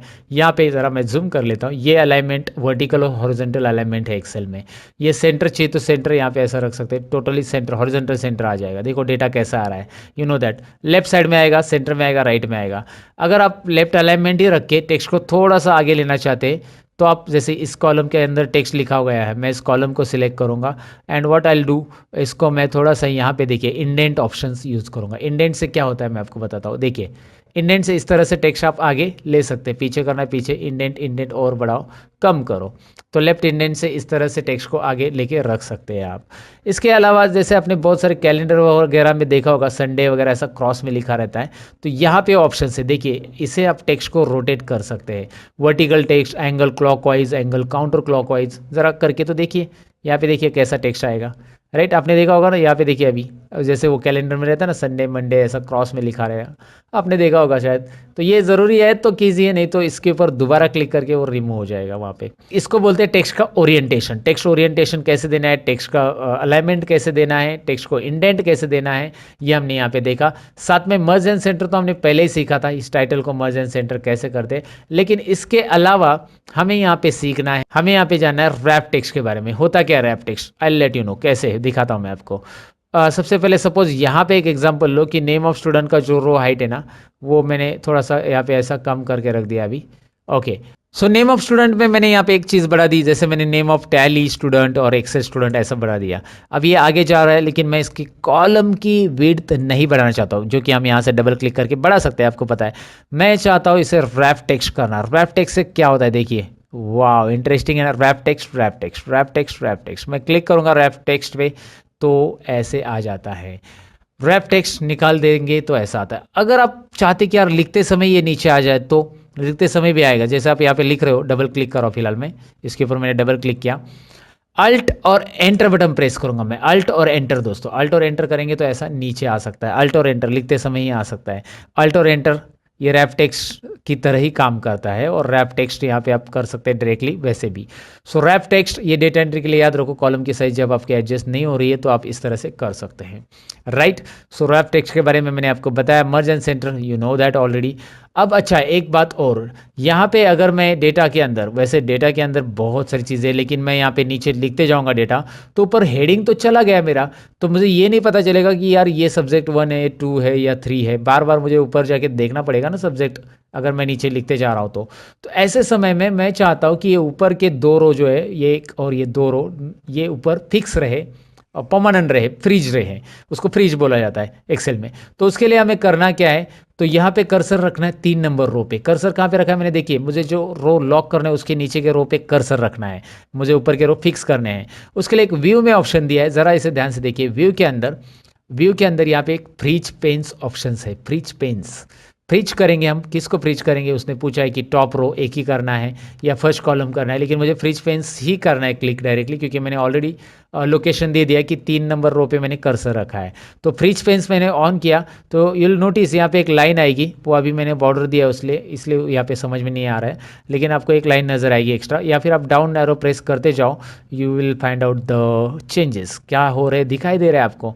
मैं नीचे स्क्रॉल करते जा रहा हूँ और अलग अलग रो में मैं स्क्रॉल कर रहा हूँ तो भी टाइटल हेडिंग वही की वही रह रही है, क्योंकि मैंने उसे फ्रीज किया। और नहीं चाहिए तो आप इसे अनफ्रीज भी कर सकते हैं। वैसे आप कॉलम के लिए भी कर सकते हैं, राइट साइड में अगर आप जा रहे हो ऐसे तो आप उतने कॉलम, अभी मुझे 1 नंबर कॉलम यहाँ पे दिखना चाहिए, मैं 1 नंबर का डेटा टाइप कर रही हूँ 2 नंबर का, तो मैं इधर बी कॉलम में कर्सर रख दूंगा और यहाँ पे फ्रीज पेन्स में जाकर फ्रीज पेन्स ऑन करूँगा। अब इससे होगा क्या, मैं ऐसे राइट में जाऊँगा तो भी 1 नंबर कॉलम दिख रहा है ना आपको, वो सीरियल नंबर का, वो वहाँ पे ही रहेगा, राइट। और बॉटम में आऊँगा तो भी ये आपको दिखाई देगा, क्योंकि मैंने फ्रीज पेन्स B2 या B3 सेल से समथिंग किया है, तो वो पूरा का पूरा यहाँ पे फ्रीज हो चुका है। और मुझे निकालने के लिए अनफ्रीज यहाँ पे करना होगा, अनफ्रीज ऑप्शन फ्रीज की जगह ही आ जाता है।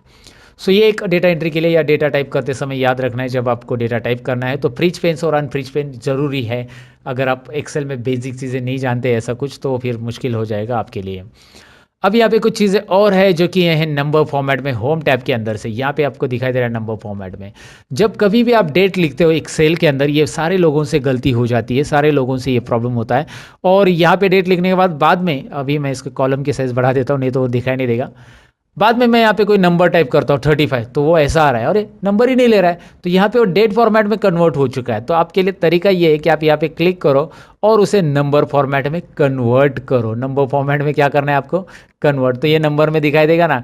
और आप चाहते हो उसे जनरल फॉर्मेट में रखो जिसमें डेसिमल प्लेसेस ना आए, तो जनरल फॉर्मेट में रखो। जनरली हम जनरल फॉर्मेट में रखते हैं जब कोई नंबर ऑटोमेटिक टाइप करते तो। और डेसिमल के साथ नंबर, करेंसी, यहाँ पे बहुत सारे डेट फॉर्मेट वगैरह आपको दिखाई दे रहे हैं। अच्छा, अगर आपने डेट लिखी और वहाँ पे नंबर आ रहा है तो वहाँ पे आपको करना क्या है, यहाँ पे जैसे मैं आपको दिखाता हूँ, यहाँ पे मैंने लिखा 20/2 और 2019 ऐसा कुछ भी लिख दिया, राइट।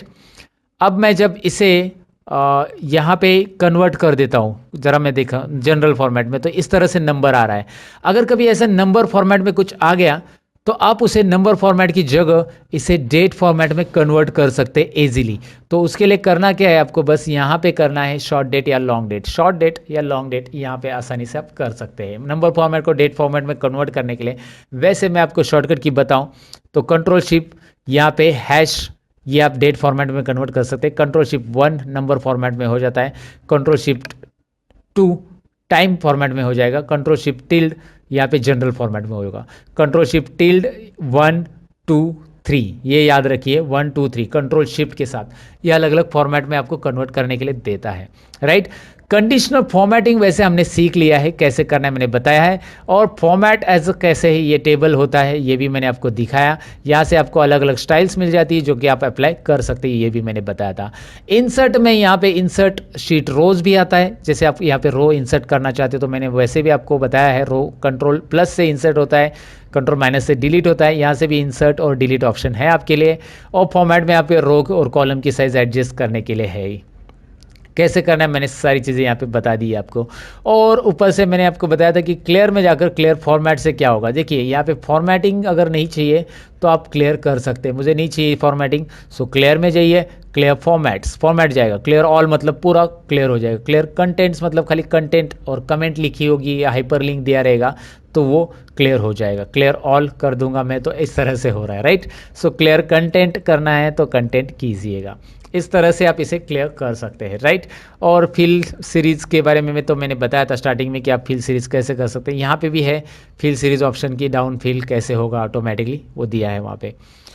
और यहाँ पे फाइंड एंड रिप्लेस भी ऑप्शन है, जहाँ से रिप्लेस मतलब वर्ड चेंज करना। जैसे आपको लगता है कि यार यहाँ पे मैंने एक वर्ड टाइप किया जिसमें सब रॉन्ग है, मतलब एक वर्ड आपने 10 बार लिखा है, तो जैसे सब की जगह मुझे सब्जेक्ट ये वर्ड पूरा चाहिए था, तो मैं यहाँ पे सब लिखूंगा और यहाँ पे सब्जेक्ट लिखूंगा। देखिए मैंने क्या किया है, मुझे पूरा वर्ड चाहिए था, सब की जगह सब्जेक्ट लिखना चाहिए, तो यहाँ पे सब लिखा है मैंने, तो सब्जेक्ट 1 2 3 4 आना चाहिए, जो भी सब्जेक्ट है वैसे। तो किया है फाइंड आउट में सब, रिप्लेस विथ में सब्जेक्ट, और रिप्लेस ऑल पे click.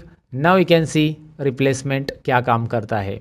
So find and replace भी है, कोई वर्ड ढूंढना है तो फाइंड कर सकते हैं, और यहाँ से आप फाइंड डायलॉग बॉक्स आपको मिल जाता है।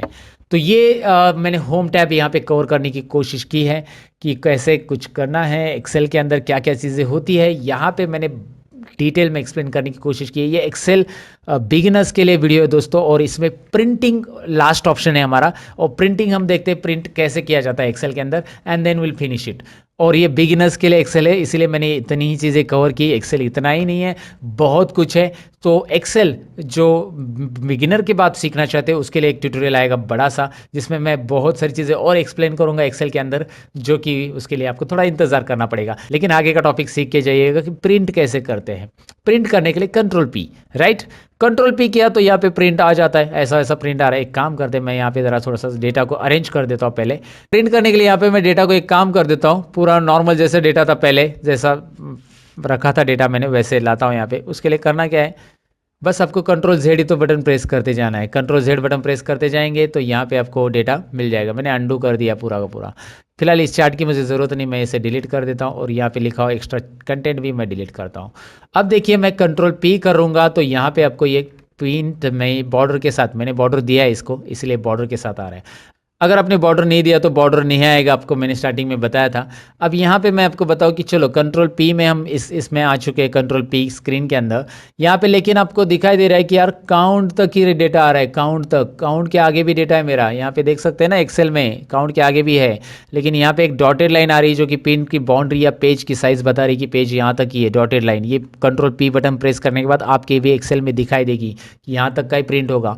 तो आगे का डेटा का क्या, मैं इसको डबल क्लिक करके एडजस्ट कर सकता हूँ, या कंट्रोल ए करके, कंट्रोल ए और यहाँ पे alt H O I press का तो auto fit column width, column की विड्थ जो है ऑटोमेटिक जितनी रिक्वायर्ड है उतनी आ जाएगी। तो कंट्रोल पी करो, अभी एवरेज तक डेटा आ गया है।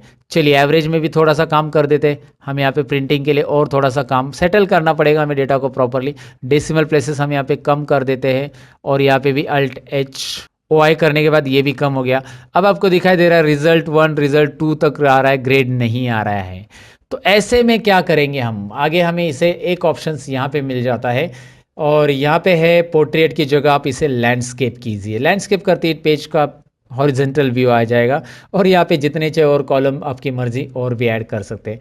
लेकिन आप चाहते हैं कि नहीं लैंडस्केप में रो कम आएंगे, पोर्ट्रेट ही चाहिए, वर्टिकली डेटा चाहिए, तो रखिए यहाँ पे एक ऑप्शन है राइट कॉर्नर में शो मार्जिन, ये दिख रहा है आपको, मार्क कैसे सेट करना है। ये सारी चीज़ें यहाँ पे मैंने बताई फिलहाल तो, लेकिन उसके अंदर पूरे प्रोफेशनल लेवल पे मैंने सारी चीज़ें बताई है। I want you to watch that video. तो मैंने जितने भी वीडियो रिकमेंड किए वो आप देखेंगे, चैनल पे बड़े रहेंगे हमेशा की तरह। ये था बिगिनर्स एक्सेल वीडियो दोस्तों। अच्छा लगा है लाइक बटन पे क्लिक कीजिएगा, नहीं लगा है डिसलाइक पे क्लिक मत कीजिएगा लेकिन, ओके।